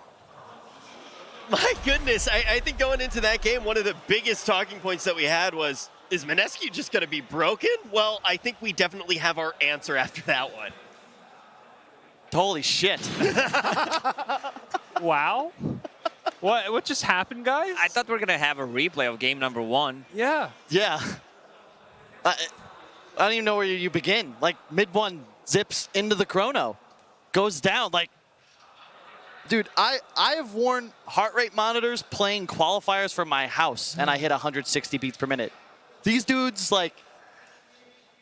Yeah, it's like one of those things where us reacting to it right now, we're all going crazy. Can't even imagine what the players are going through. I actually want to take a look at Cap during that matchup. Will's just like, dog. Oh man, you know, I know a lot of Dota fans. There's a little saying we have in Dota, and that's "Cat makes us wet," but it looks like he makes himself wet as well. And I think that this reaction is totally justified in the moment. What do we think the rest of the series is going to hold? I think Cap should start selling his casting water for sure. Yeah. Okay. That's a good Write idea. that down. Sell Cap's fluids. Jesus Christ. In the end, I think that Mineski didn't even know if they have a buybacks or not because the game was so chaotic. So they instead decided to go for Roshan just to be sure. Me and Parker are freaking out. We're like holding hands. Where's the sense of urgency? They're killing Roshan. We know that the throne is going to be exposed. There's heroes dead without buyback, and Mineski are in the pit. It doesn't hurt them, but... And one of my favorite things about being at an event is actually watching Nahaz watch Dota. I have never... Nahaz was so angry. He looked so angry during that moment. I looked over. I actually took out my phone and recorded Alan. He was screaming at the heavens during that moment. But is that just one of those things where you want to make sure that you're crossing off your T's and you're dotting your I's? Well, because you're not doing that. That's the thing. Like, yeah, when you're doing that, you're making sure you get the win. Well, they did almost could have lost them that game. Yeah. It was, whew. I mean, that's late game Dota. It's crazy. It's chaotic. We love it. And it's also a product of this being a BO3 series, right? Because the first game, Mineski, they've gotten the bag, they've got Megas. Alchemist dies under tier force. You can't blame them playing a bit more conservatively in a similar situation. Yeah. And Kyle, I know you actually grabbed a little bit to put the microscope on this matchup and how it actually did go. I kind of want to take a deeper look at everything that did happen in that game. Oh, the story of this series, man. Ooh, hang on one second. There we go. So I want to just break down the early game edge that Mineski picked up in this series. You can see right away, 7 minutes into the game, 3K gold lead, Witch Doctor blocks the Ancients. They're already there, but they're aware of it. That's the key. Now, Storm zips in. Look at this target. Look who they're going for. That's a tiny. He's got boots and a magic stick, 1,200 HP and 12 armor. All of a sudden, yeah, sure, you're going to collect this kill, but if we glance over to the right, there's this huge team fight going down that mid-1 isn't a part of. 5K gold already. Now, those Ancient stacks, yeah, Mineski don't block them. They're there, but if you check it out, the map control, it is only 13 minutes into the game. You've got 3 wards placed all on the enemy side of the map. Mineski, they're spread out, collecting towers, jungle camps, gaining a gold lead. You have nearly all of Secret's heroes on this screen right now. They're taking 45 seconds almost to clear this Ancient stack, and Mineski, they're just taking map control. Yeah, there were some sick plays. You had Rubik RPs, the sick Rubik chrono with the mid-1 buyback through, but Secret have to make all of these big plays because otherwise they're just going to lose the game faster. It was an uphill battle the entire time, much like in game 1. why do they keep getting in this position where it's an uphill battle? Because that's exactly what it is. We keep getting in both of these situations, it's somewhat like reliant on a miracle. Why do we find ourselves here? I mean, it's TI. You're in an elimination game. There's going to be some weird stuff happening, and you're going to rely on the late game Dota. Like, no one wants to make a mistake and be punished for it, especially after the second Roche. I also feel like Secret's maybe drafting too much for the late game, because what Mineski have done is partly why they dominate. They pick good laning heroes. They have Enchantress. They have this Lina versus Storm matchup made. They have a Tiny. They have these heroes that can crush the lanes, and as a result, Secret playing from behind 2 games in a row. Yeah, I feel like I heard you saying that over and over again, the idea of, did you think that Secret was going to be able to catch back up, though? Because I think you knew that they were playing for the late game, but... This game more so than game 1, because this game, Mag PA, high ground defense is so scary. They lost that top lane of Rack. You still feel like comeback potential was there. Mineski really had to, fight hard before they could get that win. Even when they're up 15k gold lead, it still didn't feel like their lead was safe. I think Team Secret needed Eon discs, either on Storm Spirit or on Phantom Assassin late game, just so that they can die in the Chronosphere. I mean, Satanic is nice for the HP, but status resistant, it does not work in Chrono. And we're now on the precipice of a potential history-making moment. If Secret lose this game, it would be the first time in the history of TI, the history of all Valve major events, where the 4 upper bracket teams that get knocked down to the lower bracket would be eliminated as well in the first round of the losers. All of the underdogs that survive the BO1s would be top 8. At the richest TI, the richest tournament in history, all of the underdogs, that'd be insane. It's crazy. Dota, there's just so much parity. The playing field is more even than ever. These teams can have BO1s. Yeah, maybe they're slight underdogs when you're playing up against likes of Secret, TNC, etc. I mean, maybe Liquid less so, but Dota is just in a great place right now. That means that lower bracket teams are saving strats for TI. That's confirmed. I think that one thing that we definitely do have to say about it as well, and this goes back to the interview that we actually had with Mineski, where they said we don't want to put TI on a pedestal. And I feel like that is such an easy thing to say. You know that you don't want to be doing that. You've seen where that gets so many different teams. I mean, look at what happened to VP, right? I mean, this is a team that obviously that's going to be a mental block that's in the back of their head. But you can also say, I want to fly. You're not going to be able to just do it. Some things are physically impossible. And when you're here on this main stage, when you know the prize pool, all of that needs to be kicking around in your head. But it seems like they almost don't have the mental blocks that a team like Secret might have here with all the history that they have with this event. Yeah, I mean, we look at Liquid, it's sort of the same thing, right? It's a different story playing TI as the favorite. And that's also what makes like what OG's doing insane, because they're just casually winning games and feels like maybe it's because no one had them coming into the tournament as the favorite, right? That was they were smart middle of of the pack. Yeah, they were just sandbagging it the whole year. We're not a threat, guys. Look at Secret. They're winning all these majors. Yeah. They're looking dominant. People are calling every individual on the team like the best at their position in the world. At TI, everything changes. And now it's just one game. Who cares about the points? They don't win you anything. You keep coming back to the idea of absolute insanity, and that's exactly what the crowd is as well. We are surrounded by insanity right now, and luckily, there's one man who knows insanity better than anyone else. Slacks is in the fray right now. What's going on, Slacks? Rich, things are absolutely blowing up here. People are freaking out. That was an amazing series. Boys, you like the Dota so far? Everybody having fun? Yeah! All right, I'm in the crowd to talk to these guys. Let's not forget, somebody's going home after this series, so these teams need a little bit of encouragement. Sir, who do you hope is going to win? Secret. All right, you got anything to say out there to Puppy? Puppy, go. Be happy. Be happy? Yes. Yes, be happy because you're going to win with the Storm Spirit, huh? Yes. All right. Sir, anything to say for Mineski? Yeah, Mineski. Anymore? Go! All right, any Mineski fans? Mineski, go! Mineski, go! Sir, who do you hope's going to win? KPI. Go for KPI. Go, Mineski. Go. Mineski! All right, boys.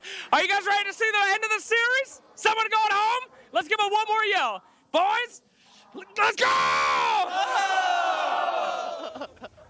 Back to you. Thank you so much, Slacks. He is the Gilbert Gottfried of Dota. Maybe Gilbert Gottfried is just the Slacks of real life. True, it could be that as well, but we can see already just so many fans right now really just adding to the fire. I think when we first saw the teams come out, it seemed like overwhelmingly people were cheering for the boys that are playing against Mineski, and it slowly shifted. At first it was all Secret, now it seems to be more Mineski. Right now, I think that they're cheering for good Dota overall. You've been to SEA a lot of times. I've been only once for Dota event, and I think this crowd is probably the best one I experienced for sure. Everyone's just loving what these two teams bring to the table. KP himself, a guy who played in China for a long time, so he's got a ton of fans here, which is why you heard the Chinese fans shouting him out. And it's just great to see another 3-game series when we're here at TI. Yeah, and I do think that is something that we have been hearing quite a lot when we're listening to the fans react. It is just the idea of good. Anytime you have one of those big team fights, everybody here screaming. It doesn't matter who's fighting. I think it's important we recognize, like, if you look at these teams, this is Nisha's first TI on the main stage. Mid one, he's played here before, but they've never had the results that you'd expect. Mineski, they've got their coach combo, Mushi and Kenshi. They brought Fnatic to 4th place at TI6. Ninja Boogie, one of the most calm and collected players in the game. And yeah, it's Nico Baby's first time, but you know, everyone else, the composure, it really feels like they're the team just playing better Dota right now, or at the very least more controlled. Yeah, Nico Baby's ult is replaced extremely well, besides the part that he's not using the second ability after he places. So a lot of the times Rubik's stolen that Chronosphere. I do want to say as well, it keeps coming back to this idea, but I do think it's so important when you just look at the big picture right now of TI9. It's this idea, are we going to have our first 2-time champ? But it's the underdogs that keep coming through. It's a lot of these people who are at TI, potentially even for their first time, that are coming out and just really able to break down these teams. And I kind of want to think about whether or not the history can almost be a negative. Definitely. I think with Puppy and Secret, though, it's more the recent history. Because, yeah, Puppy's won a TI and he's looking for a second, but the one he won, it was TI1. That was a long time ago. And more recently, with Secret, the story around his team has been the disappointments of TI and their results. So overcoming, you know, that similar mental block for VP where it's like you dominate throughout the year and TI, you just don't quite get the same results is currently what Secret's struggling with. Yeah, it definitely is. And I feel like it's just, I keep looking at this series in particular, even with the stat that Kyle pulled up about the potential history that could be made. There's just so much parity to all of the matches that we have seen. But now the players are going to be coming out. They're going to get into their seats, and we can pretty much rip all the pages out of the history books. This game is going to decide these teams' fate. Everything else, they need to wash it out of their minds, and they need to focus on the task at hand. Game 3, an elimination series, Mineski or Secret, only one of them will make it to play again tomorrow up on this stage here in Shanghai to try to lift up the Aegis. We have seen just, I think, the craziest series of Dota that we've seen so far at TI, and the story really has been Secret finding themselves behind in the early game. We see an upset. Then we see Mineski able to hold strong. What is it going to look like once we actually do touch down to this draft? Is it going to be the same story? Are we going to be holding on for a miracle? I'm standing up. I'm so excited. I don't care who wins. I want to see another Mega Creep come back. That's all I want to see. Some crazy Dota happening, chaotic, a lot of Roche fights, especially the late game with Aghanim Scepter upgrades, with Moon Shards. Well, I mean, we've seen so many of these Mega Creep comebacks, we might need to rename them. Oh, yeah, we're going to rename them to Omega LOL Creeps. I like it. Yeah. They would have won. It doesn't matter how strong the creeps were. What are you... We worked on that one for a little while. We worked on that one. That's what you're doing backstage? Me and Gods are over here prepping. You guys are just we had highlight clips good to go. Yeah, we wrote down everything, and it all led to that joke. This is all the preparation, all Nailed these it. pages, just for that one joke. 10 pages. Yeah, you know, every team come to TI, everybody who comes to TI, including the talent, you have that road, you have that preparation, and me and Lacoste have just been sending each other Omega LOL gifts nonstop. Kyle, what was your preparation like? I watched the series. I mean, like, I don't know. I can't really turn my eyes away. This is why we love Dota. The reason TI is the biggest event of the year is not anything to do with the prize pool. I mean, well, it is. It's what the team, what it means to the teams, because it's about the pride. There's no excuses here. what you do at TI is what you did with your year. Yeah. All the majors, all the minors, it's just to get us here. I think that's such an important thing to mention because, you know, I've interviewed some of the players after their loss actually came in, and, you know, you can talk to them as much as you want about how great they did throughout the year, how great even they did in groups, but once you get to this main event, nobody gives a crap. Yeah. All you care about is how you do at TI. Exactly, and some players really step it up, others kind of underperform, and I think the one player I really want to highlight who's played sensationally is Moon. He's been the absolute superstar of this series so far. He's dominated mid 2 games in a row.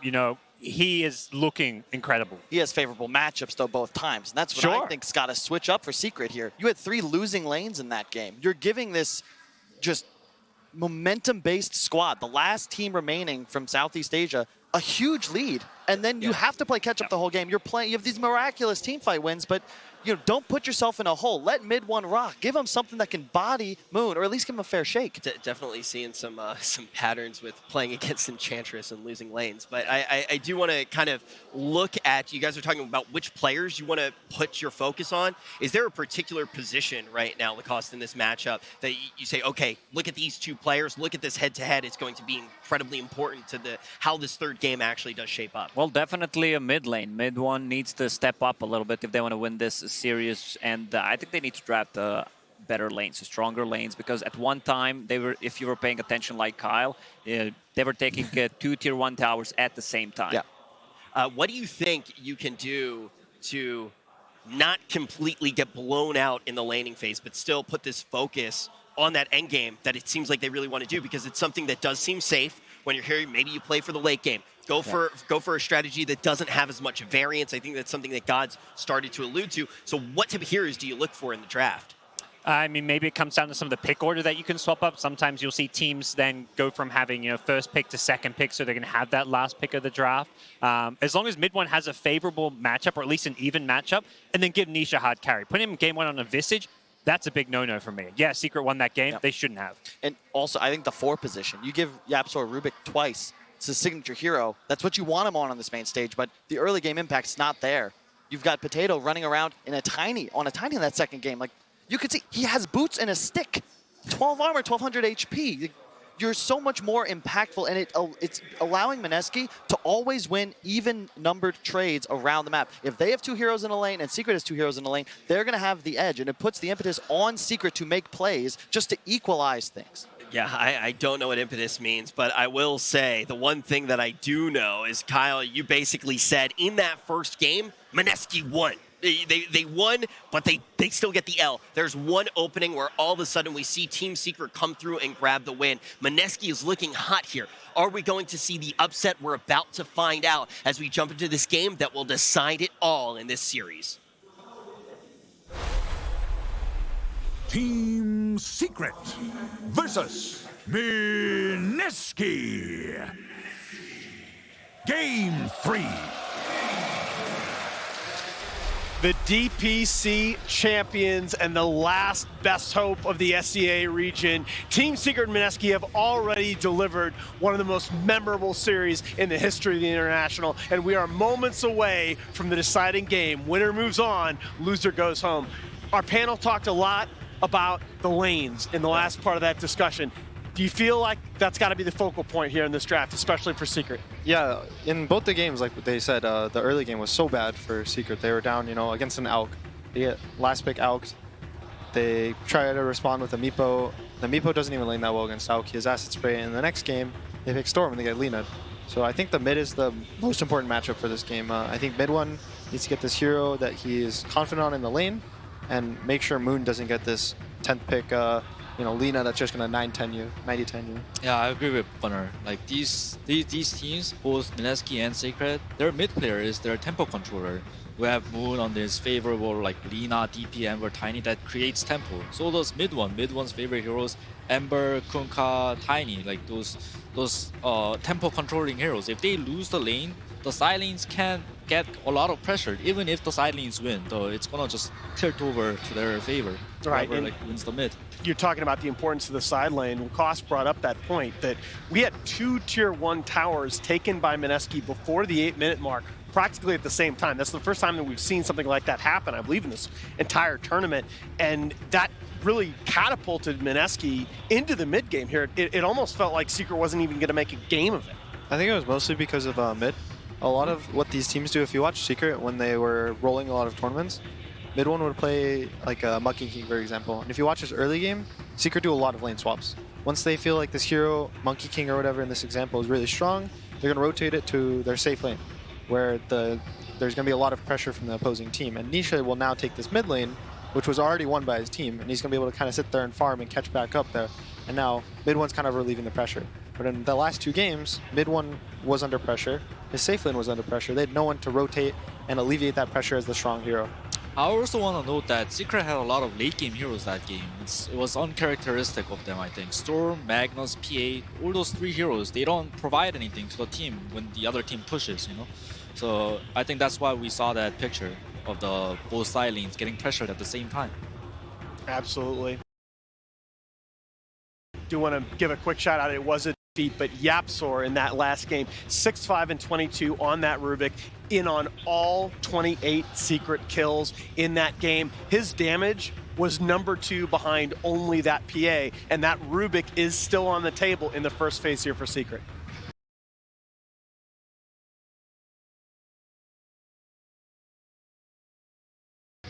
I can see them taking it on the 10th pick, depending on the next 2 heroes. As well, they have this Tiny, right? So this Tiny's open. So Absolute flex pick. they can kind of like not have to pick feel forced to pick the Rubik now. They can take it into the second phase, because the other team also doesn't want to ban a Rubik in second phase. Absolutely. So you're going to have a little opening in the draft. And that's one thing that if you compare Secret's drafting from the group phase when they were winning to when they started struggling, they have been picking Yapsor as hero in the first phase almost exclusively, which is not something that they did a lot previously in the season. I think like the first 2 games, yeah, Secret won the first game, but the quality of the game, it felt like Secret lost. So I feel like they're kind of changing things up a little, and they're not giving him the Rubik. Maybe they listened to the panel and like they felt that Tiny like on Potato like did too much. So maybe they're picking it for Yapsor. The one nice really thing I like about Team Secret's new bans are they banned the Enchantress. So I think that was one of the big issues with the second game for Mineski. They have this Enchantress, and he kind of crushes this offlane for Mineski. So now they're going to have to kind of dig into their bag, breach out another lane-winning offlaner for KP. Like we said, one of his classics is Enigma. They really like him on a position 3 Enigma. He gets to deny creep every wave, but they're going to go back to the classic. Wraith King is a hero that, Febby, you mentioned coming into the series that you thought was potentially a key for Mineski, but Secret are going to come back with this Omni Knight pretty good to me against this open both heroes of Mineski. Yeah. One downside of Omni Knight is it heavily lacks lane push, which Wraith King is very good at, so Team Secret is going to have to pick a lot of lane push. Because I know Mineski Mushi, I've been playing with him for a few times, and he, as a coach of Mineski, I'm sure like he's telling his game plan is all about pushing lanes. So one of the cool things about this Omni is some teams run it as a 5 as well. So right now, their 2 heroes are kind of flex picks. They can the Tiny can be mid, offlane or 4. The Omni can be offlane or 5. But the one thing to note is that mostly when people talk about Secret and their flex picks, they're flex picks to the outside. They're not flex picks on the inside. Yeah. So Puppy has this plan. He says, we're picking this Omni, and this Omni is going to be our 5. You know, and this Tiny is going to be our mid. And he has this like complete idea. And they can kind of change it. You know, if this Tiny gets really hard countered, they'll put it as support. Same with the Omni, right? But unless the hero gets hard countered, he has a kind of set plan, and he wants to kind of move towards that plan and draft around his idea of the game. Absolutely. And we talked so much about that as the defining characteristic of Puppy. He is the lightning rod. He is the guy that takes it all on his shoulders. And time again, he's delivered, just not yet at TI. Yeah. It seems like with an OD ban and Omni at their arsenals, Team Secret is going to pick something really aggressive for mid one. Something like Slark, Monkey King, those hyper-aggressive heroes that can be at your face. Mineski banning the Broodmother and the Batrider, they're kind of trying to protect their safe lane and their mid with those 2 bans. And they pick a AA, that's a kind of classic combo with the Wraith King. People were picking it a patch ago. You can get a cold feed off and then a stun from the Wraith King. The hero's usually going to get stunned at the end. You have a lot of magic damage with your Ogre in the mid to late game, so just a nice, stable hero. The other thing about the AA pick here is it really deters. If Secret were looking at the Alchemist, that's probably a deterrent for them. And remember, the game 1 draft, Mineski did run the Wraith King in the first phase along with the 5th pick out. Do you think it'd be too crazy that they still out? That's what I'm saying. I think Mineski. No. Oh, Secret. Oh man, I don't know. That's part of the problem is that Moon. Mid One has had such a tough time in this tournament. I really worry about picking him a hero that's potentially going to be in real trouble if he gets frostbitten in these fights. But I do like the ET pickup here. It does reveal a little bit more about the roles, right? But this is a hero that, again, we mentioned this hero's record in the early game of this tournament, 17-5 in games that end at the 35-minute mark or earlier. That is Secret's sort of pressure release valve if Mineski play this early game run at Udota again. The way I could see Secret kind of turning this draft is if they're confident with the Alk here, they can put it in their safe lane. They can run this ET, he'll kind of protect the Alchemist, and they do have Heavenly Grace for the AO. It's going to reduce it by 50%. Instead of being like a 12 seconds, it'll only be 6 seconds of not healing. They can kind of disengage with the GA as well. So in the Echo Stomp, so they're going to have a couple ways to kind of play the fight back. I'd be a little scared if I was Mineski of an Elk right now. All right, we're waiting on the 4th pick here of Secret. Febby, man, how do you block it all out? Because the first 2 games of this series have been as crazy, I think, as any games that I've seen this year. Maybe going back quite a few. And you've got to refocus here. All 10 of these players. Oh, my Lord. That is not what I... Okay, that's thrown me for a loop. Do you like this Void pick? It is not good against Wraith King and Rasta, but it is good with ET. It's also not good against AA. You won't heal when you get ulted by the AA. Maybe they heard the fans. The fans really like big team fights. They like the big chronos. They now have, GA to turn a fight, look cool. They have, Earth Splitter. They have this cool Chronosphere. So maybe Secret's doing this for the fans. I'm a little concerned of the Void versus Wraith King matchup, though. I think Team Secret needs more damage. And DP doesn't look too good, too, because they have AA on Mineski's side, and AA is pretty good against DP. You need something, a range hero 5th pick to just dump damage into that Chronosphere. You talk about the sniper still on the board. The OD they banned themselves. They need a lot of stuff right now on Team Secret. Yeah, they I lack agree. wave push too. Void Omni doesn't push out waves that well. Core Invoker? Yep. Mid Invoker. Yeah. Gets banned. I mean, it's one of his best. Yeah, there you go. It's one of his best heroes on his career. They could still do Tiny mid. I would be really scared of their damage, though. I think they are forced to put this Tiny as a 4 now because of the Wraith King. So they need a mid 1 hero. They're going to ban as well, a mid hero from Mineski. They're really scared of him from Moon getting this last pick. So they're going to try to find a hero in the draft that fits them and only is going to have 1 hard counter that they can ban out. One good thing that Secret have going for them is the team fight. Mineski's heroes, they're all single target. So I think Mineski will kind of want to split them and dodge them, play this cat and mouse sort of game, and try to go late game. While Secret wants to use their big team fights. Omni wants to fight early, even if there's an AA on the other side of the team. When you look at mid 1's hero pool, the heroes that come up that aren't banned still on the board here: Ember Spirit, Templar Assassin. I'm looking at if of either of those, it's more the Ember, I think. He's going to have Heavenly Grace, so he's going to be able to go in on the supports and kill the supports. Save this Chrono more for the core, the Wraith King. Could just Storm again. Yeah, they could Storm. I think it's okay with the Grace, but it's also really scary against these instant hexes that are built into your heroes. It's you're much more confident going on it when you force the enemy to build Sheeps to try to protect their cores, or build Yules to just Yules the Storms and try to have to be forced to defend himself from the storm. When the supports have built-in ways to defend against him, this Wraith King's gonna have ults, so it's you have to burn a lot of mana to kill him the first time. It's a little scary for them. And they're gonna ban the Elk. They're still scared of getting last picked Elks. No, I would be too. Yeah, they're traumatized from the first game. Coming into this 5th pick, do you feel like Secret's lanes are stronger in this game? Are we gonna be able to hold up to the pressure better than we did in games 1 and 2? I think so. The ET is one of the strongest laning supports right now. His Astral Spirit gives him armor, gives him moves, he gives him damage. Oh, the Yapsor Rubik once again. Sorry, buddy, go ahead. So it's mid-tiny. Yeah, mid-tiny. So Mineski's going to know that. They're going to be probably going to pick more of a strength hero. Maybe some hero that's going to build 1-2 bracers, even if they go agility or int hero. Once the main issue with Tiny as a core, that was in previous patches, was that people would build Bracer, and his combo wouldn't kill you anymore. And when Tiny blinks in on a core and his combo doesn't kill them, his fight feels really awkward. He's a slow hero. He's tanky, but now he's committed to 4 or 5 heroes, and they're going to be able to disengage, stun him, and keep following it up. I'm kind of worried for Secret's lanes again because, I thought the Tiny was going to be a 4, but right now their side lanes don't look so hot. Yeah. Especially the Void lane is going to suffer.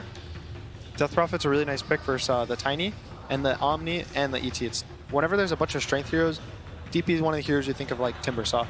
The Spirit Siphon's going to do more the more HP people have. Tiny, he gets a crazy amount of HP really early in the game. He has a really high strength gain. He goes Echo Saber, he might go BKB. The Spirit Siphon's going to heal up the Death Prophet, and he has the AA, so he doesn't have to be worried about getting his healing stopped. The only issue with it is that if this Death Prophet gets chronoed, he can't be bursted. Exactly. All right. Well, we are headed to a deciding Game 3 in one of the most thrilling series of the event. But first, here's Casey with a coach interview. Yeah, we got Sunbi here. This has been a crazy, crazy series. We've enjoyed watching it. Also, the drafts have been interesting, too. From mid-1 Meepo, we have Yapzor Rubik. How much has the draft made a part in how your play has been? I have no idea how to answer that. I really don't. I mean, draft is obviously very important. I think the first game, I'm not sure if we were so happy with the outcome of our draft. Second game, we were more happy, but we couldn't secure the game. Third game, we feel pretty confident. Hopefully we can pull through. Rob a game if we can. See what happens. What's the mood in the pod like right now? Angry. Really? Oh, it's good. It's good. Angry's good. We want to win. Angry, hey, we need to take this. It's ours to take. Yeah. Thank you so much. Back to you guys, but I do want to say, Capitalists and Blitz, will you guys please stop throwing water around? Did we get you a change of shirt, Cap? No change of shirts. It's actually just completely dried out. We'll cast in any conditions, KC. We're like postmen in that regard. But I just want to say, Dota is such a wonderful game, and what truly makes it great is the people. It's the people in this competition, the players in the booth, the homeless man behind the wall behind me. Whatever it is, that's what makes Dota the best esports in the world. Let's get hype for Game 3 of Mineski versus Team Secret. Oh, this is quickly becoming a classic. I'll be honest with you. I didn't go into this series thinking it was going to be a classic. Dude, I didn't either. I'm going to be 100% real with the audience. I thought this was going to be a stomp. I genuinely thought Mineski, I was like, all right, what am I going to do with all this time I have? You barely managed to beat Na'Vi. Team Secret barely lost to EG. Transitive Property says Team Secret's going to blow you out. Yeah, you're going to get worked. But that's what makes TI, it's the best. It's the best. There's nothing else like it.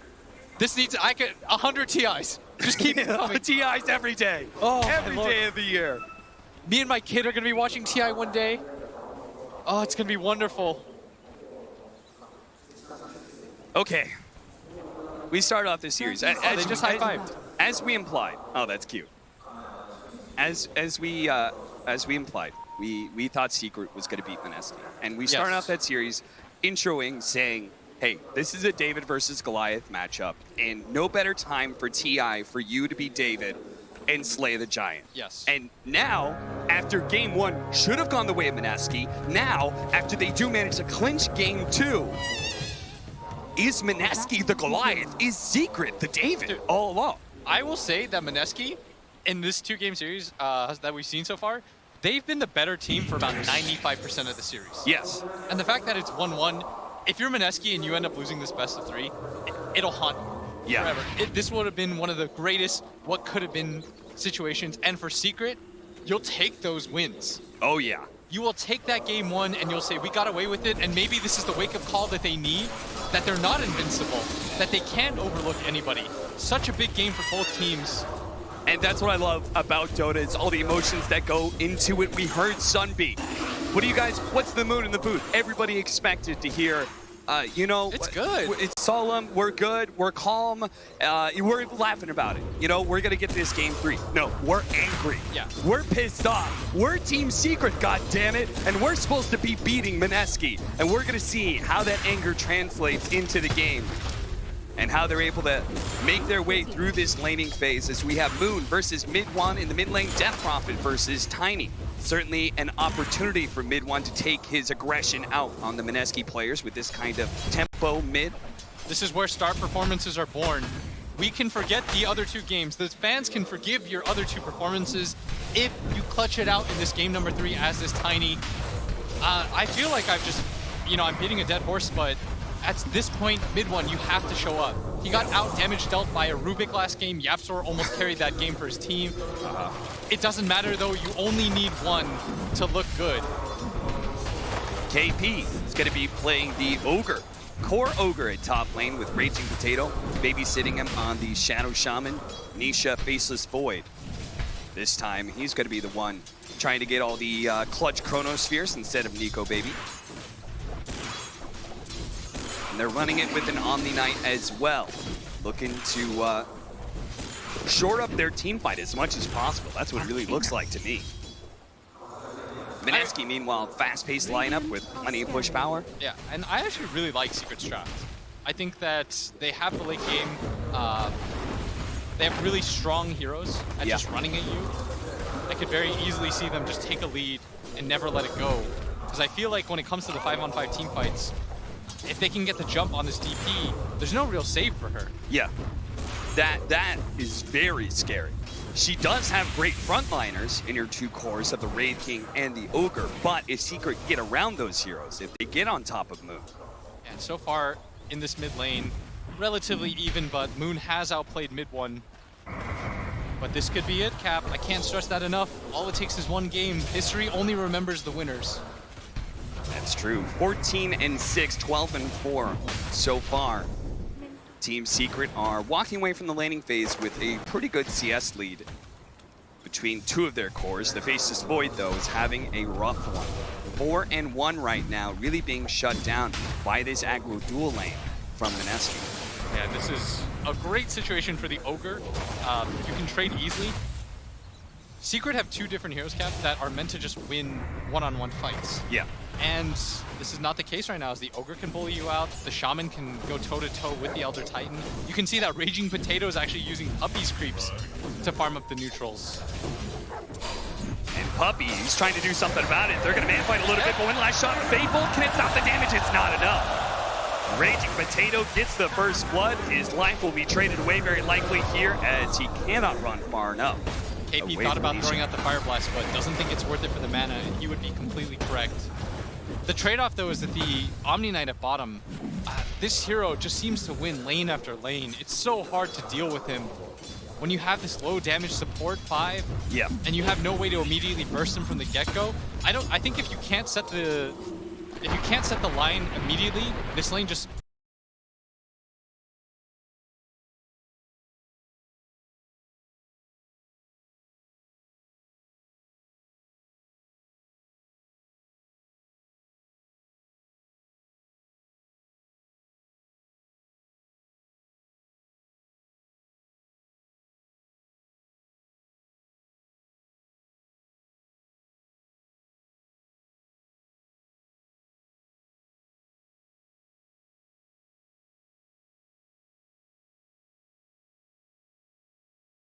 Raging Potato's going to walk back with them. 2 versus 2 over the Bounty Runes. How's Puppy going to take this one? He's going to try and go for the Stomp. No, he's going to take way too much damage for it. No, he's actually going to go for it indeed. Stomp misses. KP. Telekinesis isn't there. Mid one's actually going to be able to grab the Bounty Rune. As he shows up with the bottle inside. Actually manages to get the other side. So that's going to be 3 for Team Secret. Mineski were the ones who actually had the better Bounty Rune control the entire time last game. And I think the game prior. And that's going to give them a little bit of a gold lead. Pretty negligible. Although at 5 minutes. And we've seen what these two teams look like. It's one of those interesting situations where you never know how somebody's going to match up. Maybe Mineski just matches up really well against Secret. And that's why we have the sort of series that we're having right now.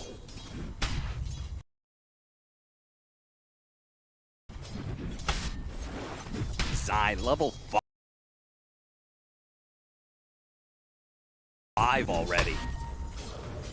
We've seen the power of this the night before, and this kind of like very aggressive lineup of Mineski, like being repelled by an Omni Knight, just being frustrated, not being able to get that kill that you started off on. That's certainly going to cause a lot of issues for Mineski. Yeah, it's similar to game number 1 where Mineski in fact had the Omni Knight. They just weren't able to bully him out. If you can't do it from the get-go, your odds just decrease so dramatically. But that's where that Ancient Apparition Ice Blast has to come in clutch, right? Yeah, but you can just get pipe, I feel like, on Omni. Yeah. Isn't that what you would do that's on the off lane? Oh yeah, absolutely. In this kind of game. Yeah, you just get pipe and all of a sudden it's the same situation because they have so much magic damage. KP going to be pulled back potentially into his doom. He's so damn tanky. Let me tell you. The Sea Dragon was good enough. He thought it was free.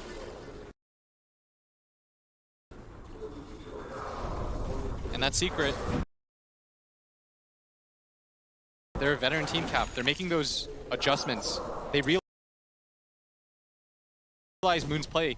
I think he was anticipating that top push.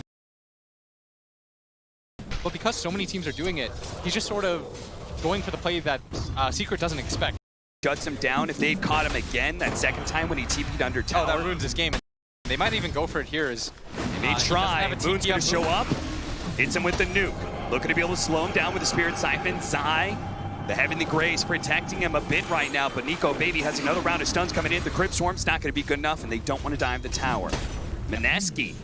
This is what we're talking about in trying to go for these kills and not quite getting it, not getting the kill. Look at this tempo. The objective. Look at this tempo. Oh, They're going to TP top and just go for it right after. And this is how you alleviate pressure from this bottom lane for Nico Baby. If you can't do it in one lane, do it in another. Can Zai get there in time? He's just about to get back to the base. He's going to have a TP scroll soon. Nisha's going to be stunned up, fire blasted. They do have the Hex. That's going to be enough to be able to get the kill onto Nisha. And this exorcism will be used to bring down a tower. They're outpacing them right now. Yeah. This series, they're thinking 2 steps ahead. And Secret, their focus is on that bottom lane, but suddenly there's somebody top. And you don't even really want to dive this Wraith King because you know he's got ulti, he's got stick charges. If they could take this tower and defend, this would be such a huge boon for them. Part of the reason was used though by the DP. Yeah. And that's going to be an opportunity, right? Team Secret, they're not going to be as cooldown dependent early game because their mid is a Tiny, who's always going to be ready to fight. Yeah. But they don't want to trade this cap. They do this not. This tower is still healthy enough that you can bring heroes in and try to defend it, and it would extend your game so hard, but they might have no choice. This might be a little bit too late. And that means that core rotation from KP kind of hurts them, right? Yes, absolutely. Now you've got 2 cores on the same side of the map. So that's a win for Secret. It's funny how in Dota you can have these little wins and losses without a hero kill actually happening, just purely due to things like positioning and rotations. 10-minute bounty runes are coming up though, and we're going to see who outpositions the other. We've got Ninja Boogie. He's going to join them for this fight at bottom, but if he dies right away, Mid-1 knows he's here. He's trying to hide right now, but unfortunately it's going to be found. The Avalanche Toss is going to be quieted up, but the Purification will get the kill. And that means they have to give up on these 2 bounty runes, which puts pressure on Mineski to make the play top lane. Oh, they're going to get all 4 of them, Cap. But stop, Nisha. He's going to run to the other side. 4 bounties for Secret. That's massive. Even though they're leading in kills 3-2. Yeah, they've gotten over 1,500 extra gold off of the bounties on Team Secret's side. That's the difference itself. Yeah. A Ice Blast gonna come in, try to defend this mid tower. Yapsor stealing Bloodlust. Good play. With the Siege Wagon hitting the tower, that's a few extra shots. Well, in the hard camp here, the Siege Wagon is up there. That means it's going to be a little bit delayed in its push forward. I wonder if Mineski are going to try and make a play towards that top lane, or if we're just going to see them continue to farm up. Surely a more passive game is that to the favor of Team Secret because they have this Void. Oh, they're actually going to go for the kill on his eye. The Ice Blast is there. Nico Baby holding on to that Rave Fire Blast. Tries to get a crit, whiffs. Zai does manage to duke into the trees. They're going to spot him one more time now that the Heavenly Grace is on, and they do have the cold feet. They're going to try and chain the stuns here. The purification going out, and oh man, that status resistance just lets him do so much, but it looks like Nico Baby may just hit too hard. He's got a little bit of mana to be able to work with. Zai's trying to duke into the trees right now. Nico Baby gives up. Zai jukes it away and gets out by just the skin of his teeth.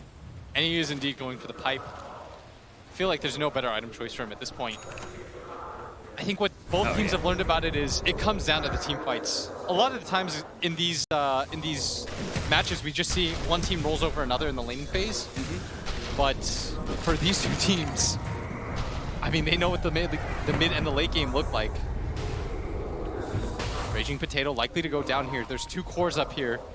But in fact, they actually just retreat for it fully. They don't actually have any aggressive vision on that side of the map, so maybe Secret just feeling like because they don't have vision of the tier 1 tower, the shrine, they don't know if these TP rotations are coming. We know that Mineski is actually playing a little bit more passive, maybe in part because of the Hand of Midas that they have on the Wraith King, here. But the smoke up with Moon, they can play with that core. They're going to try and slow down Yapzor here, get him chain stunned.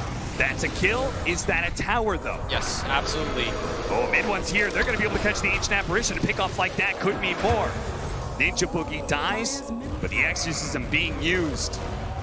I'd like them to drop the wards here.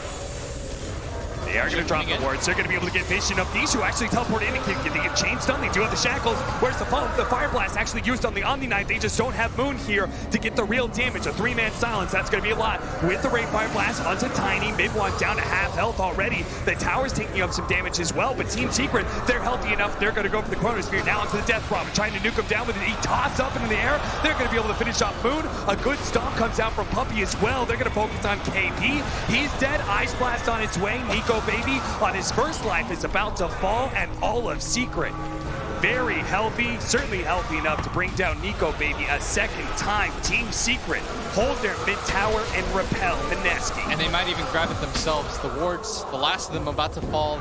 4 heroes up here. Zai, you can see that he's just too strong of a force to be reckoned with at this point in the game. He allows Nisha to get in and out of those fights so cleanly. Mineski's lineup, in fact, feels a little bit greedy. AA as a support, you're so ulti reliant that you can't really quite get in there, whereas in the backline, Puppey just kept throwing out stomp after stomp. It's a different beast entirely. Their game is certainly a lot easier in some ways, right? With this mid one Tiny making these plays. You saw the way they just, Zai is forced to be fire blasted there. Otherwise, he would have saved Nisha. The teamfight positioning feels really rough right there for Mineski as well. It didn't really feel like they were half committing. If Moon was able to actually follow up that Shadow Shaman play, get the silence onto the Omni Knight, then maybe KP is able to fire blast down Nisha. There's no Chronosphere, and the fight looks a lot different. And they just have so many tanky boys on the side of Secret. They've got 4 melee strength heroes, or 3, and a Void. Zai. They do have the rotation coming in from the Shadow Shaman, so if he comes back, but they're spotted by the illusion. Nisha does deny the mid tower. I don't really know what their solution is right now for Zai. Yeah. Feels like this is going to be an uphill battle for Mineski. They just need more farm right now. And speaking of greedy, their Ogre's going to go for a Hand of Midas. Their Wraith King has a Hand of Midas. Their 2 supports are a little bit greedier. They're going to run into Zai here, who gets trapped for the time being. Phase boots his way through. The last little bit of nukes, but it's not good enough. Zai, the Ice Blast wears off. Yeah, he's further proving that point for me. Yeah. I mean, he picked up the bounty route too, by the way. They use so much to try to grab him, but the status resistance in a game like this feels so value. And now, mid one, he's got a fully completed Ags right now, Cap. He has... We're seeing this Aghanim Scepter being picked up faster and faster for these Tinies. Can you explain some of that? I just feel like it's a value item for Tiny. It makes you a teamfight beast. It solves a lot of your issues where, you know, oftentimes Tiny, he falls off because you have to go into melee range. And if you can't burst people down immediately, you just get kited. Well, this item makes it so it's really hard to kite. Ice Blast just poking at him. Gets a little vision, sees what Secret's up to. They're going to stick around for this tier 2 push. If they're backing up, that means the push at top lane from Mineski should be retreated as well. I will say in the previous 2 games, Mineski had quite a bit of a lead going into this phase of the game. Yeah. I don't know what the game looks like when Secret finally has a post-laning phase lead.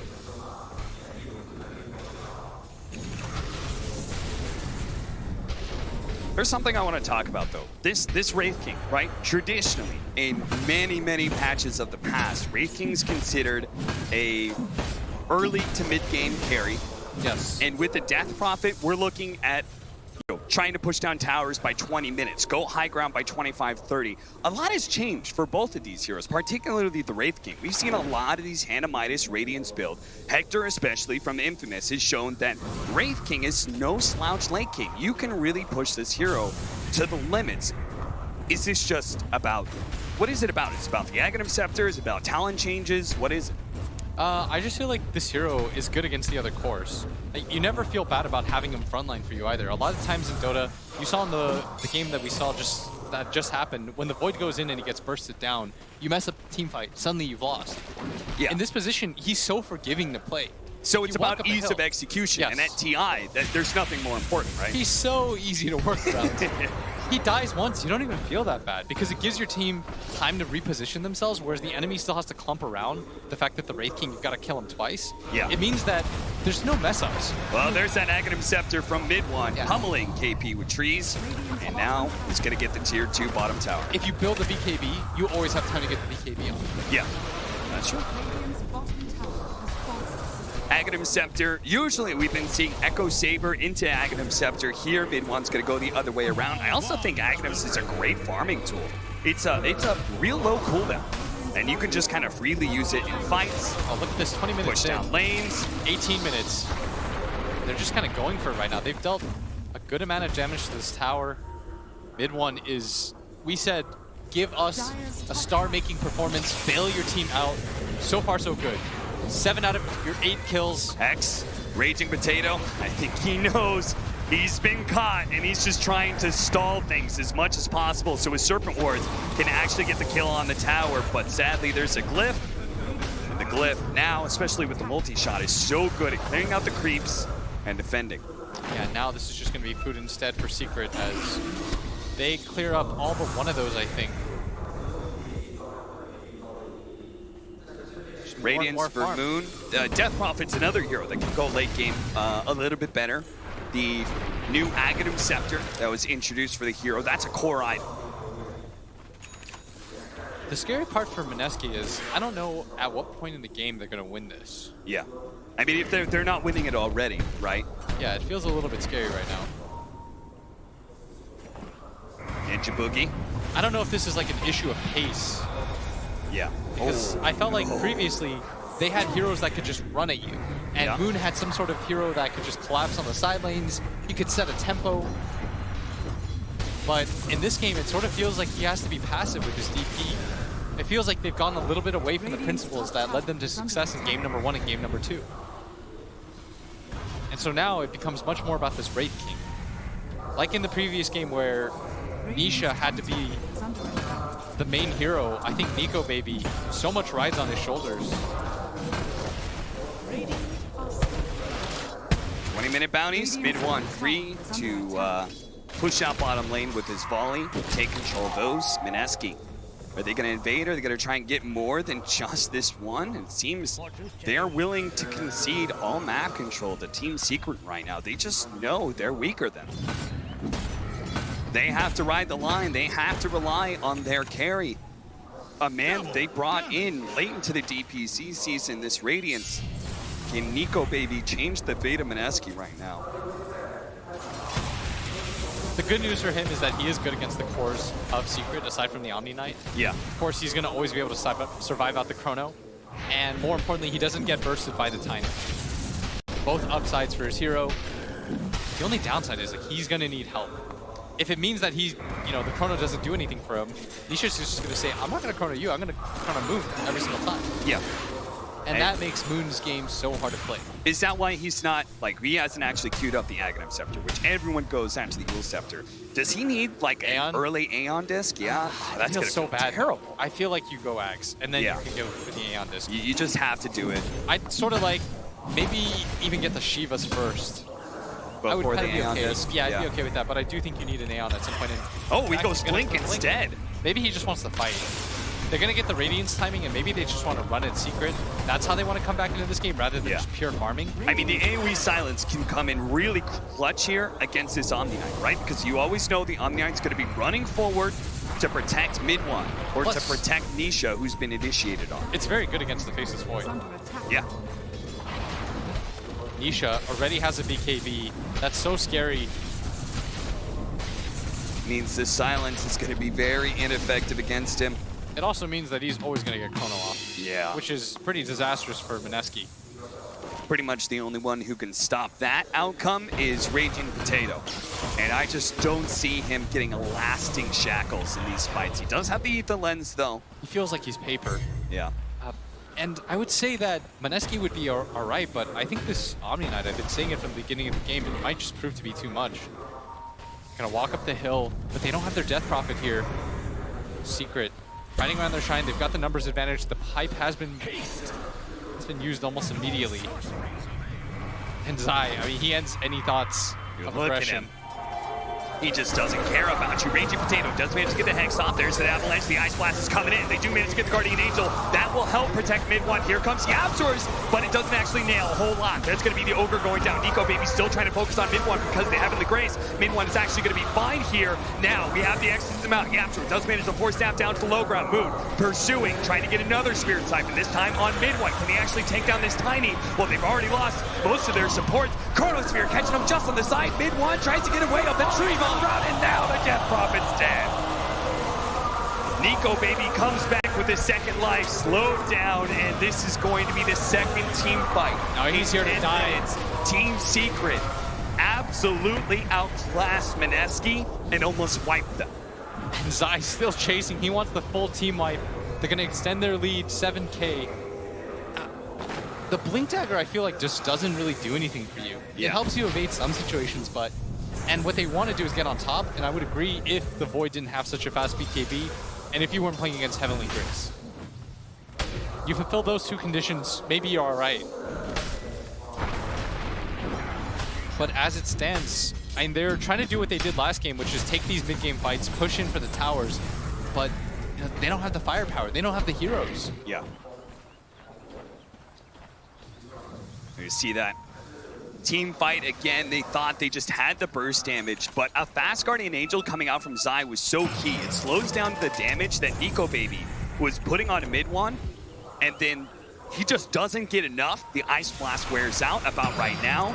Yeah, if mid one dies in that position, maybe the Void doesn't have enough damage, because he only has a Maelstrom. I mean, the Yapzor just barely died there. He almost got the Tiny as well, but Nisha being able to get that Chronosphere, he held it for so long too. He read that the fight was going to go their way without it. He only used it once mid one really, or excuse me, Moon really committed to that fight. There's now a Mjolnir for Nisha. Mineski. There's his damage. Twice now they've been repelled by Team Secret.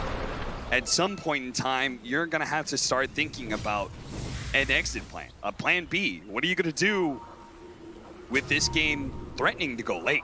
Yeah. Plus, I feel like in the previous two games, Mineski had the vision advantage every single time. Yeah. They de-warded so many different wards. In this game, that top ward saw them coming the entire time, so they knew to be set up for the fight. Small mistake is Secret did not end up denying that top tower, which only had 20 HP.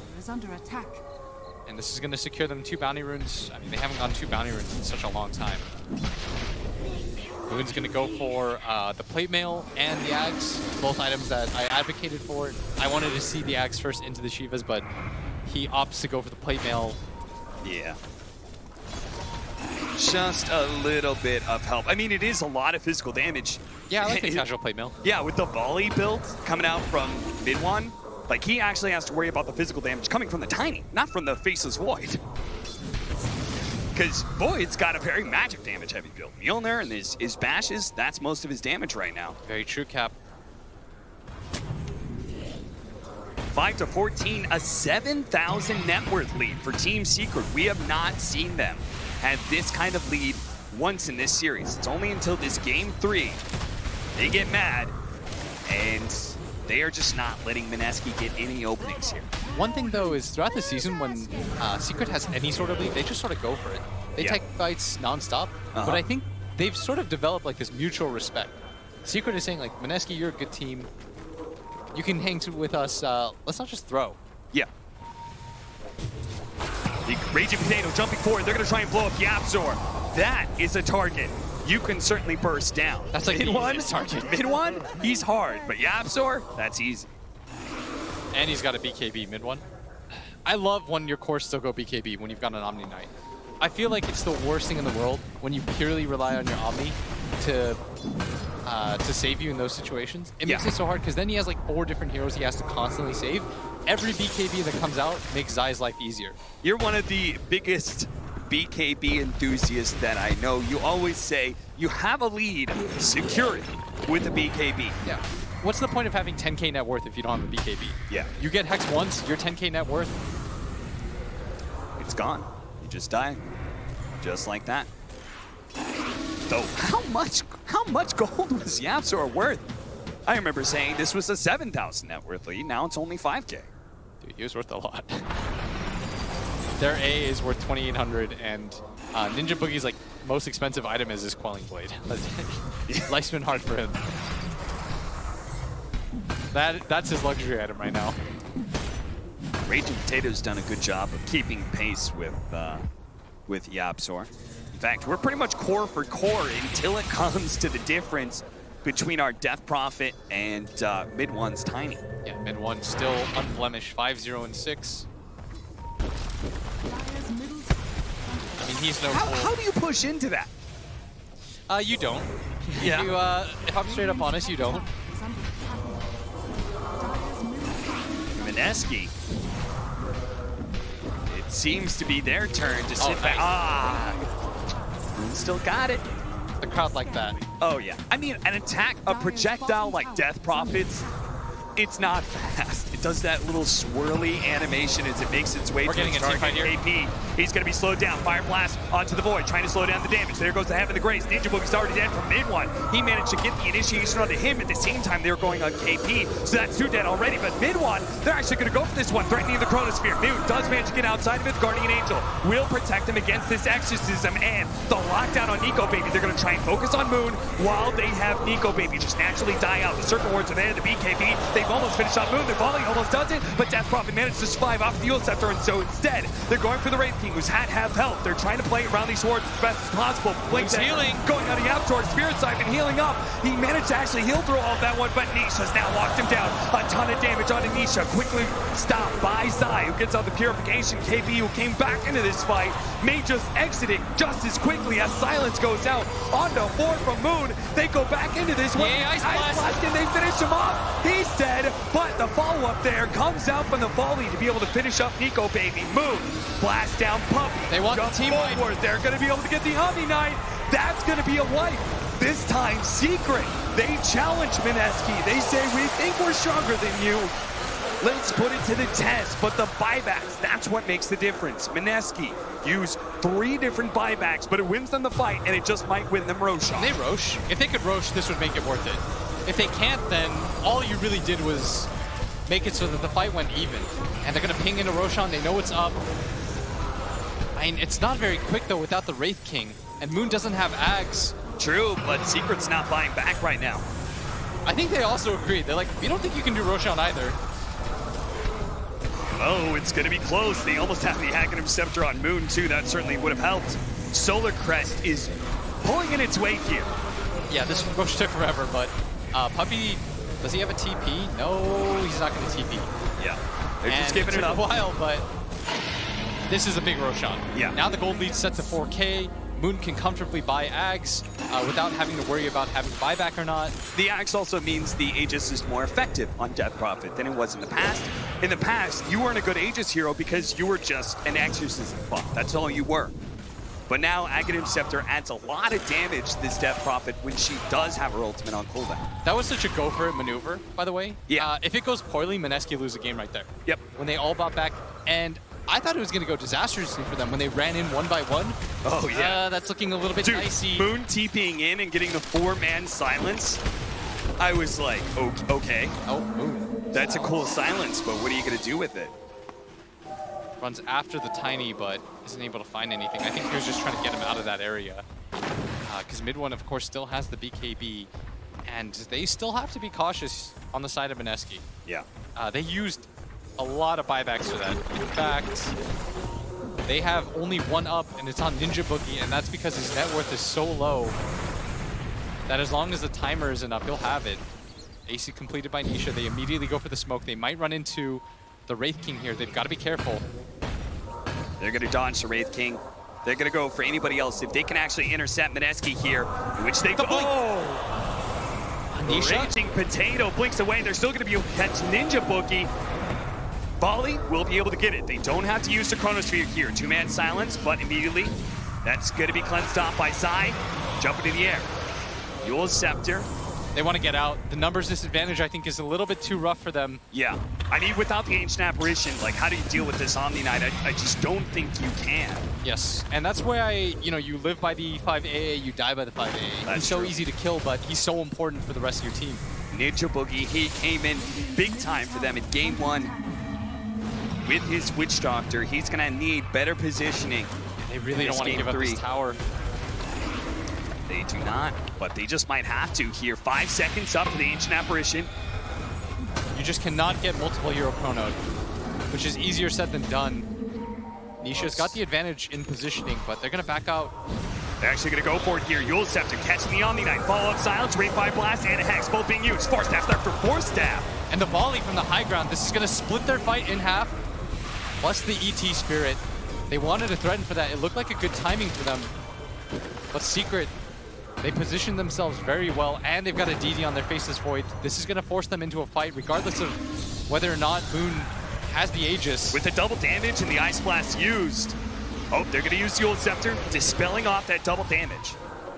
And the Ice Blast about to come back up, but first Nisha and mid one try and find their opening, but Raging Potato again with a fast blink dagger away. Now Secret have overextended themselves. They're going to try and catch Yapzor, Puppy, manage to get a stomp, but it's mid one who's going to get caught. Instead, they do have the Ice Blast. Purification goes out, BKB and the Guardian Angel. Bye-bye damage. They can't bring down mid one anymore. Puppy throws out the Earth Splitter with the Chronosphere as well. It's not going to be able to hit. Can they bring down Moon? It's going to be a close call, but he does fall. Now they're going to turn back into Nico Baby. Never mind, Raging Potato's a better target, but because of the Aegis, they need to be able to get out. But he's been caught in the shackles. Raging Potato, they have their Heavenly Grace. They're going to be able to save Isha. A little bit more of the silence. No, it's good enough. The Force gets away. The Force Staffs again come in clutch for Team Secret. Mid one. Inside the pit, he's ready to go back in, but he has to blink out. It's Raging Potato, jumps forward, KP.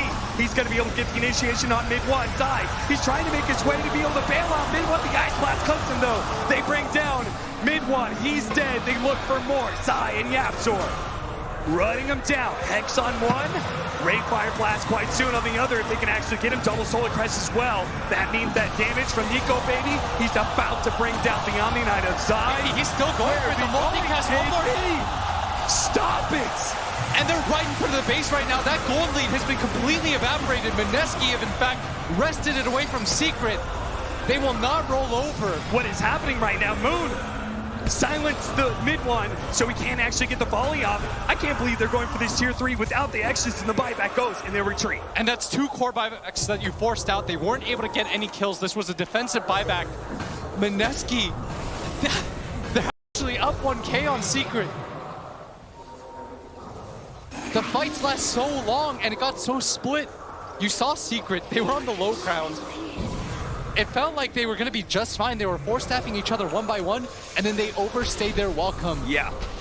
If they all just started retreating at that point, they would have been fine. Yeah. But what they did was they looked for the fight after. Because of the exorcism used, they think Chronosphere on Moon, we can go ahead, burst him down. Second life, he won't have the exorcism, but Mineski still proved to be too strong. And now, the win probability is in their favor as well as the network.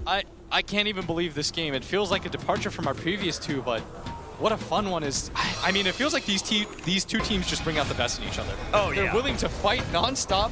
The team fights are what determine it all. You get into these crazy 5-on-5 situations that seem to last forever. This AC, dude, these Wraith Kings, man, once they have the Midas and Radiance, items just start flowing in everywhere. He's actually going to go for Nullifier next. And both teams have all their ultis up. Secret, they're looking for the angle right now. Nisha been heavily graced. He's trying to set. They want to make sure if he does get stunned, that status resistance will let him get off his BKB. And Moon nearly has the Aeon Disc. He's sending the courier back. This would be a massive pickup for him. If they can't just burst him through the Chronosphere, you see how tanky he can potentially be. And his ability to come back into the fight after the Eul Scepter is so good. Crystallis up, mid one, that's a lot of damage now. The Echo Saber, that provides the disable, the slowdown to keep them in the volley, but it's really the Daedalus, or in this case, the Crystallis buildup, that's going to deliver that sort of game-ending Chronosphere into volley combo. Secret have to be so careful, Cap. Dude, they use the two really core do. buybacks. If either of those heroes die at this point... Oh, look at this. A sneaky little play. Raging Potato trying to finish out that tier 3. Not good enough, though. Very nearly does. And this Roshan fight, Cap, is going to mean everything to both sides. If Secret decide to take the fight, it'll be without the buyback on the Tiny. They're going to go for it or here. the Omni Knight, Cap. It'll be two core buybacks that they don't have. And Team Secret, will it be Hubris? Will they get caught in this mid lane? A lot of them are behind Yapsor, but not everybody. First defensive force down. You could see Mineski not going to take the bait here. They're being patient right now. They don't want to overextend themselves. They just picked up the Aeon Disc, but the Death Prophet just showed himself on that ward. Secret should know about that saving grace.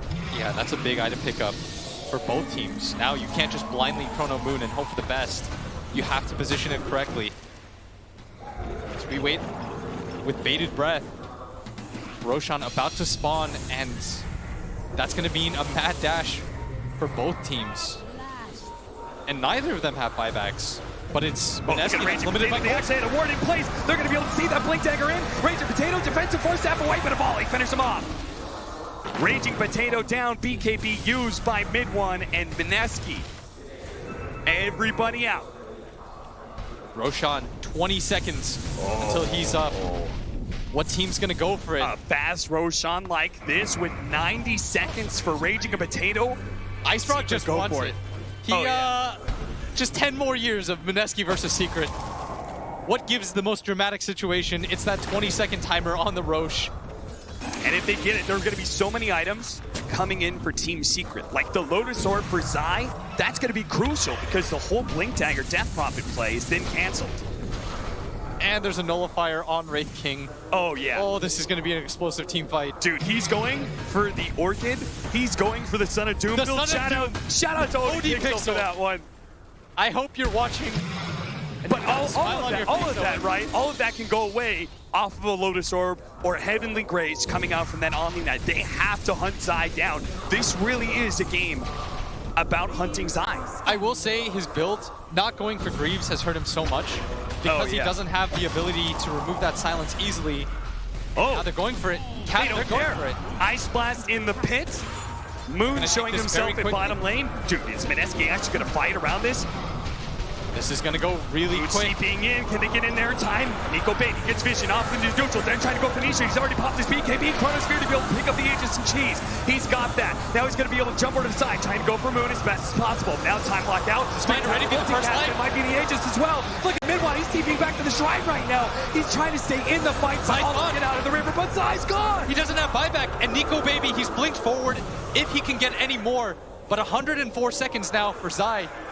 2 minutes on his buyback. They've got the numbers advantage. Aegis and Cheese, but for what? No Omni Knight, no Chronosphere. And a DD rune. Oh. How fortuitous for Mineski. Ice Frog intervenes once again. He said, look, I gave Nisha a double damage rune. He didn't get to use it. You're going to have the same opportunity. And what can they do with it? They don't have the Exorcism, but they do have the Serpent Wards. They're right in front of your base, Secret. You don't have Chronosphere. Wards out. Trying to stall right now. That's all Secret is looking to do. They have Aegis, but it feels so useless when you don't have Chronosphere. Yeah, what can a Void do without his ultimate? And that's going to be Rax. That is definitely going to be Rax. Can Mineski do more? Or are they going for the tier 2 mid? Yeah. No, just calm down. Yeah.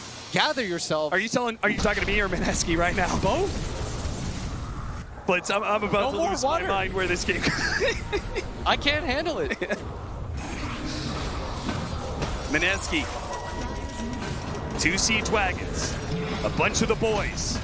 And a tier 2 falls. Let's see some shrines. They are going to get so much gold because of that fight. Yeah.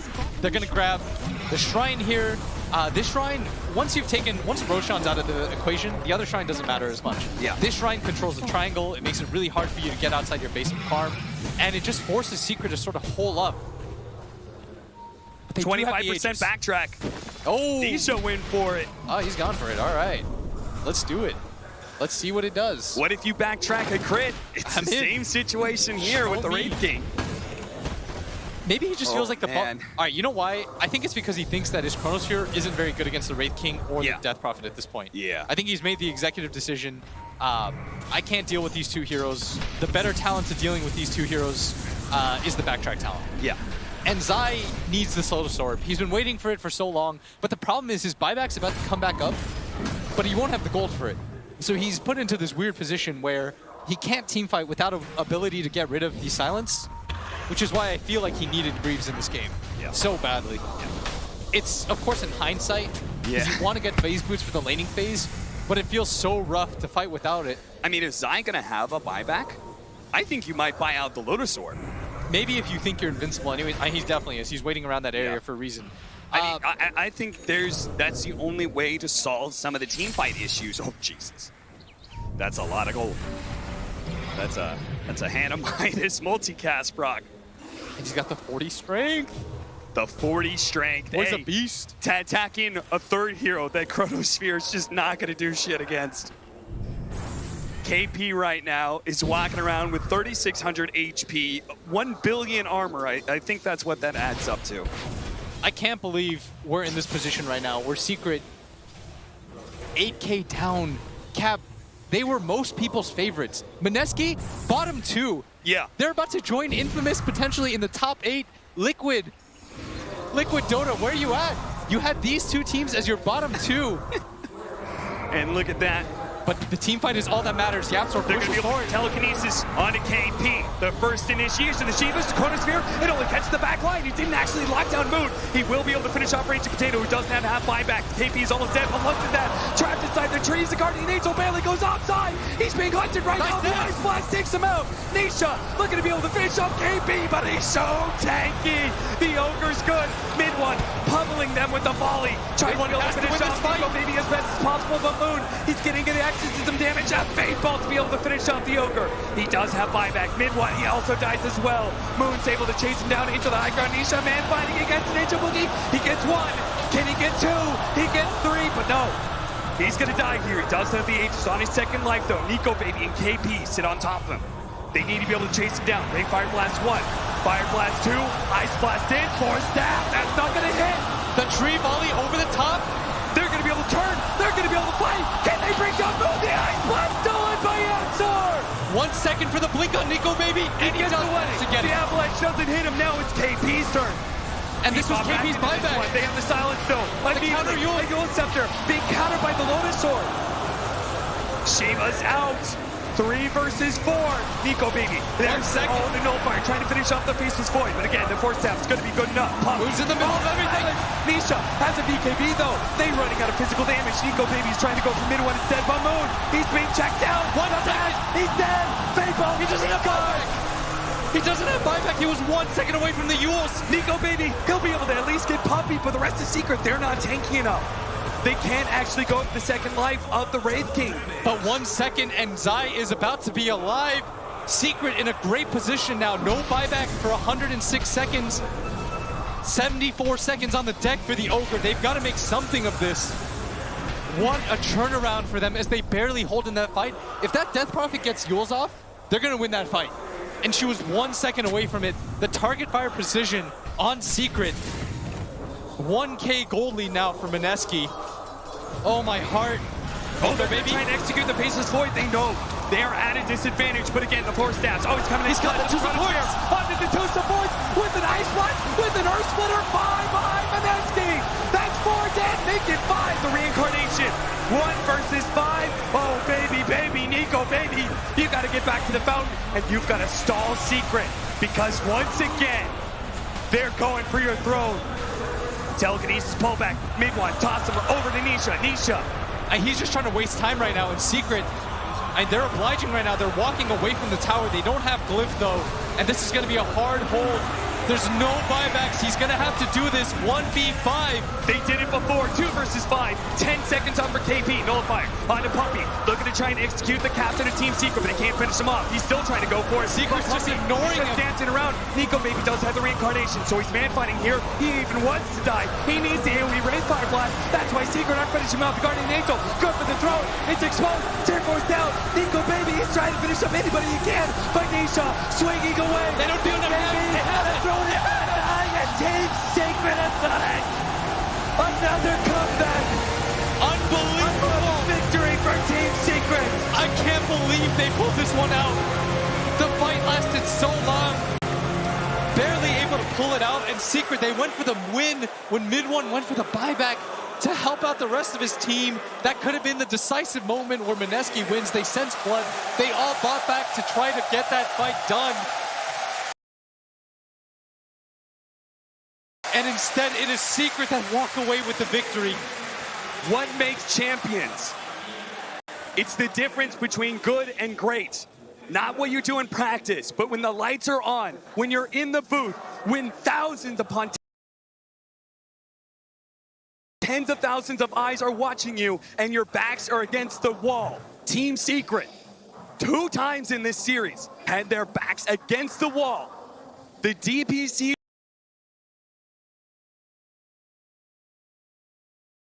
champions. That is why they were the #1. That is why the way that they were able to come back.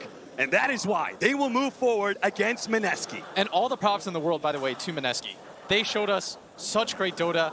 I mean, they made this an absolute monster of a series. Southeast Asia has just had its heart broken.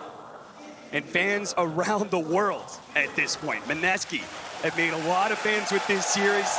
They are sad to see Mineski go. I am so sad to see them go.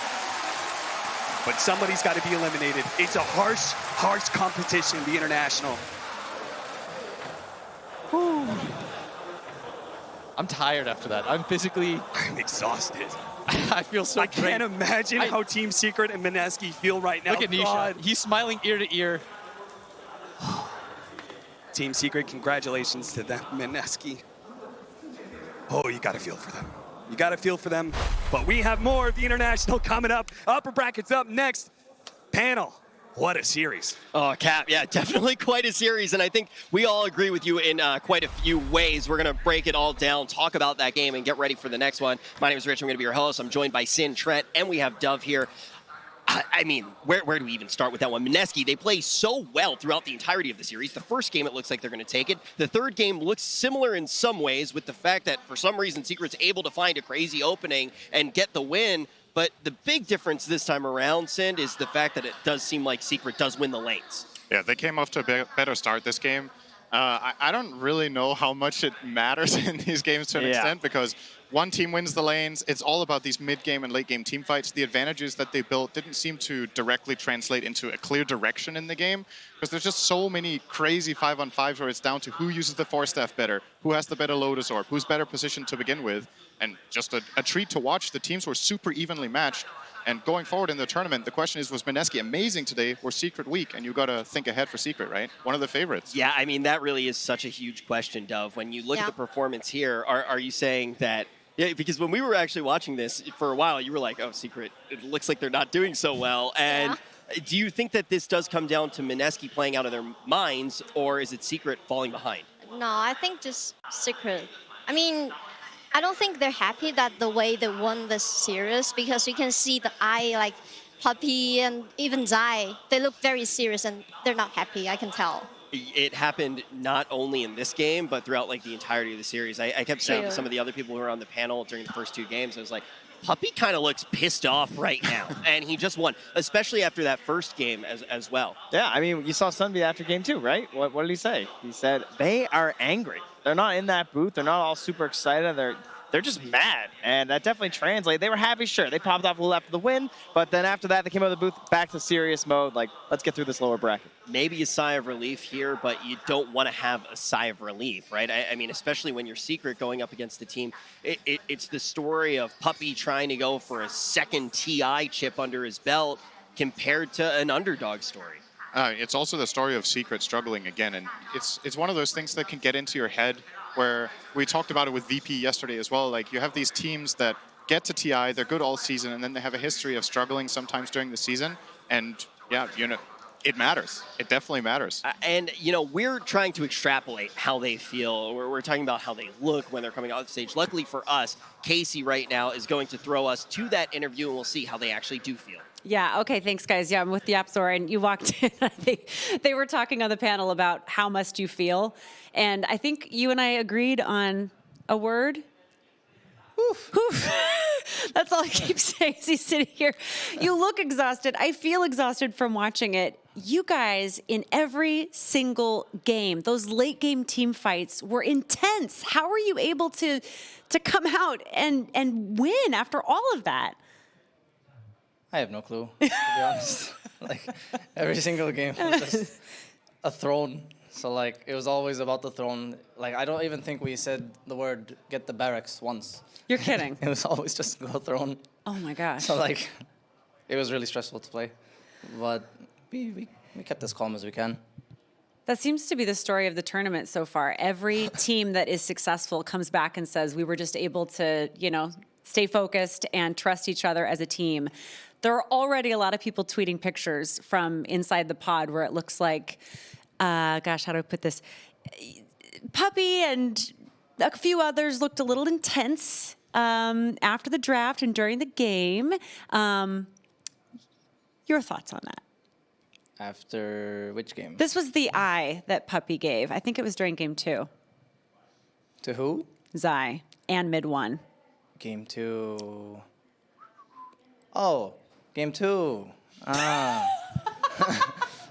Wait, does he have different eyes that he gives for different? Okay. No. I don't think it was like anyone's fault. We just kind of were out strategized at the start. Then I chronoed my PA and we lost. So, sorry, bro. If anything, I should have got the look. I can bring Puppy in here if you want to get the look from Puppy. No, you're good. Oh, I'll get it later. We talked with your coach. I think it was right before this last game, and I asked what the mood was like in the pod, and he said angry. Yeah, I mean, it's like the good type of anger. Though. Yeah. It's not like I hate my teammates. Right. No, Right. It's just like anger as in like we want to destroy them. Yeah. We gotta destroy them because it's like yesterday's loss was rough, but today it's like it's our chance to redeem ourselves and like hopefully progress further in the tournament. So we feel like we have and don't have something to prove because it's like if we lose, we lose. But if we win, is it really if we lose, we lose? I mean, come on. You kind of have to like trick your mind to thinking that way. Really? So that you don't think of pressure. Yeah. That's the thing. Even though it's like we could be a favorites of this tournament, but we're actually ourselves coming into this tournament knowing we can lose to Mineski, knowing we can lose to anyone. Like we're gonna I think we're facing Infamous next, and we know we can lose against them, especially them. Well, we look forward to seeing that game. These have all been amazing games. Thank you, Yapser, for talking to us. We really appreciate it. And we'll send it back to you. Do you want to do your... Whew. Indeed. Yeah, I think that we definitely understand how you might be feeling after hearing that, but it's not an easy thing to go through, and you hear them saying, yes, we know that we can lose to anyone, especially when the competition is this close. We talked about the emotions on their side. We talk about Puppy maybe giving a new definition to the word puppy eyes, but we do need to see the emotions on the other side. Let's check in with Shiver and see how Mineski is feeling. Yes, thank you, Rich. Ninja Boogie, that was a crazy series. It was exhausting to watch. I can't even imagine how it was to play. Do you first want to have some words regarding what you just went through? It was a tough match. I think we could have won the series, but we made crucial mistakes which caused us to lose. Yeah. you said earlier that this TI felt very different from you playing last TI. Can you talk about that for a bit? Oh, yeah, well, we came to this TI with no expectations. We were ranked pretty low among a lot of lists. And last year, you know, we won a few minors and a major. So we went into TI expecting maybe top 4, you know, but for this TI, we're just like, let's just play our best and hope for the best. You guys gave an enormous showing. And TI is not just, you know, the interview that we're doing right here, it's not just about the result of the tournament, but this is like the ending of a year, or in some cases, an entire career. You've been playing Dota forever, it feels like almost a decade. With that in mind, can you give us some closing thoughts on your performance, on Mineski's performance, on your team? Because I know that you guys grew a lot as a squad this international. Yeah, well, I mean, for my personal objective every year is just to keep improving. And I felt like I ended that with, like, at a high note. You know, a few months ago, I wasn't even sure I was going to be in TI, you know, so I'm happy I'm here. We almost beat Secret. And I think the team has, like, we can be proud of what we achieved. You know, it sucks that we didn't win, but, you know, we still, like, silence all the haters and we proved ourselves, so. Yeah. You really, really did. I also know you guys have got a lot more fans since the start of the tournament, and I would like you to address them with some final words before we hand it back to Rich. Thank you for all the support. Hope we didn't let you down. Back to you, Rich. I think that, yeah, you can definitely say that you can be proud of what happened there. It shook an entire arena. I think people here right now definitely respecting everything that Mineski did, especially in a series like that, going up against one of the favorites in the tournament. Now, we're going to start getting ready for another series. We're going to be jumping up now to that upper portion of the bracket. But before we do that, we want to take a peek at what life is like after Dota. 不开心了，不开心。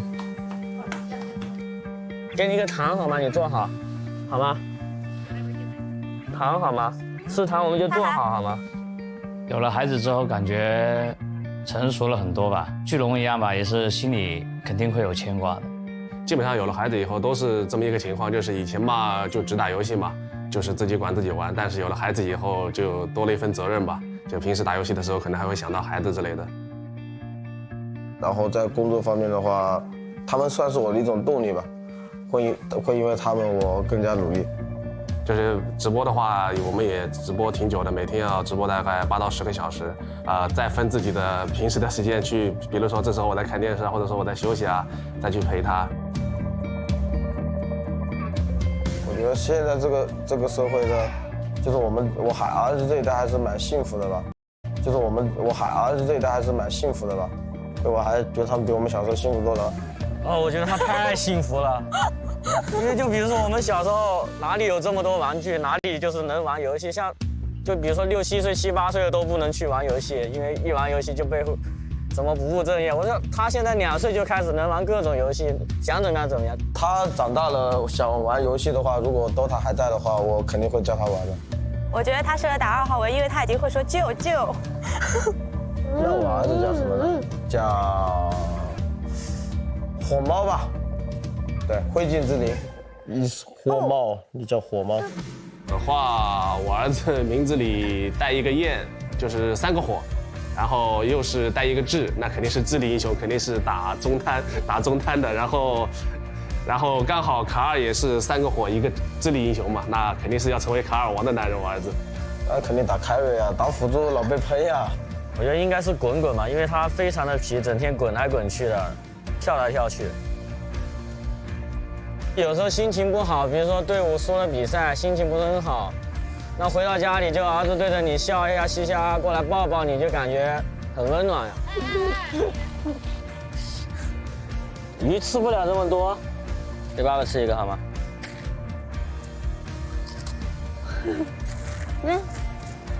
家庭嘛，家和万事兴嘛。对。他是会走路的时候，会叫爸爸的时候，然后现在到能跟他沟通的时候，这个过程非常的享受吧。对，真的很开心。自己还虽然做了爸爸吧，但是感觉自己还像个孩子一样。我觉得尽量把孩子培养成才吧。以后他反正我应该是会看他，比如说他的爱好是什么，就是让他发展什么，尽量让他把他培养成才。有小宝宝真的挺好玩的，还不如早点生一个。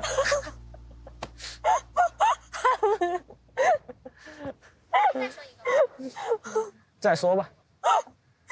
我想等我儿子会带小孩了再说吧。Man, that actually is one of my favorite pieces from the entire tournament. I can't even imagine kind of what it's like to make that change. Luckily, you're a dad. Yeah. You got to know what that's like. Yeah, no, it's weird. Because everything they said is just 100% true. That's exactly what it's like. Everything changes. It's very difficult to explain. Geez, they're asking those tough questions, though. Like, what hero, what position do you play? My son's named Cliff, so I think he'd be a big EG fan. Yeah. That would be my only guess. Sind, what are your kids going to play? I don't know.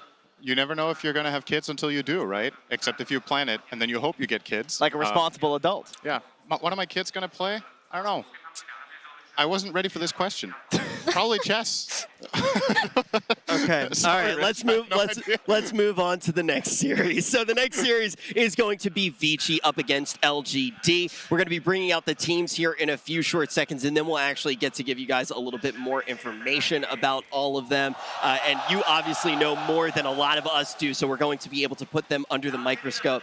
Get some of the nicknames out there and everything. I'm getting word, though, that we are going to be jumping down in just a few short seconds. So, guys, let's take a look at all of the lineups that are going to be playing against each other right now.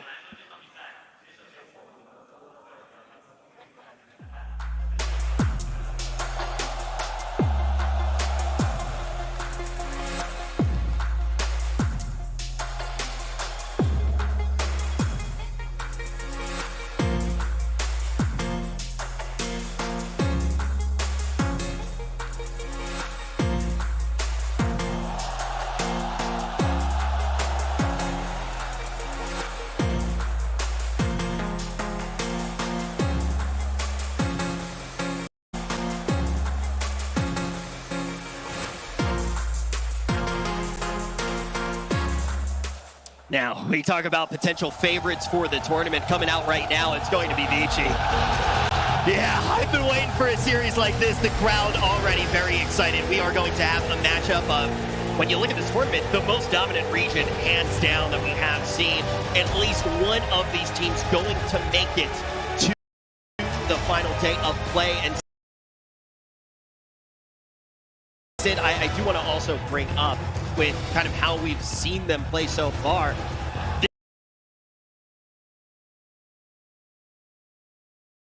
This is just the powerhouse region. They are fueled by the fans as well. Absolutely, yeah. The crowd is going crazy for these two teams, and obviously we're going to have LGD coming out in a second as well. Let's take a look at LGD.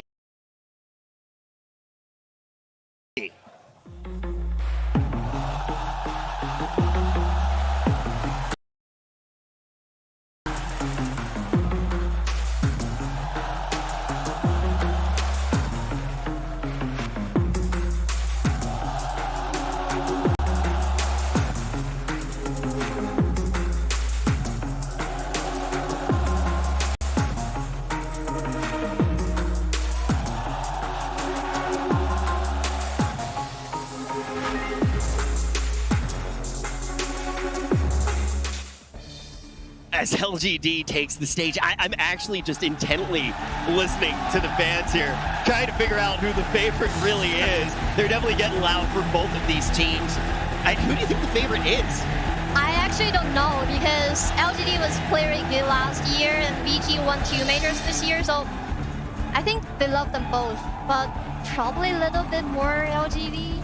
Yeah. Maybe a little bit more, and now we're going to get to actually know a little bit more about LGD. Let's see what they had to say with Casey. 那去年的 DPC 排行榜老干爹是排在了第6，你们对于去年一整年自己的发挥和这个成绩还满意吗？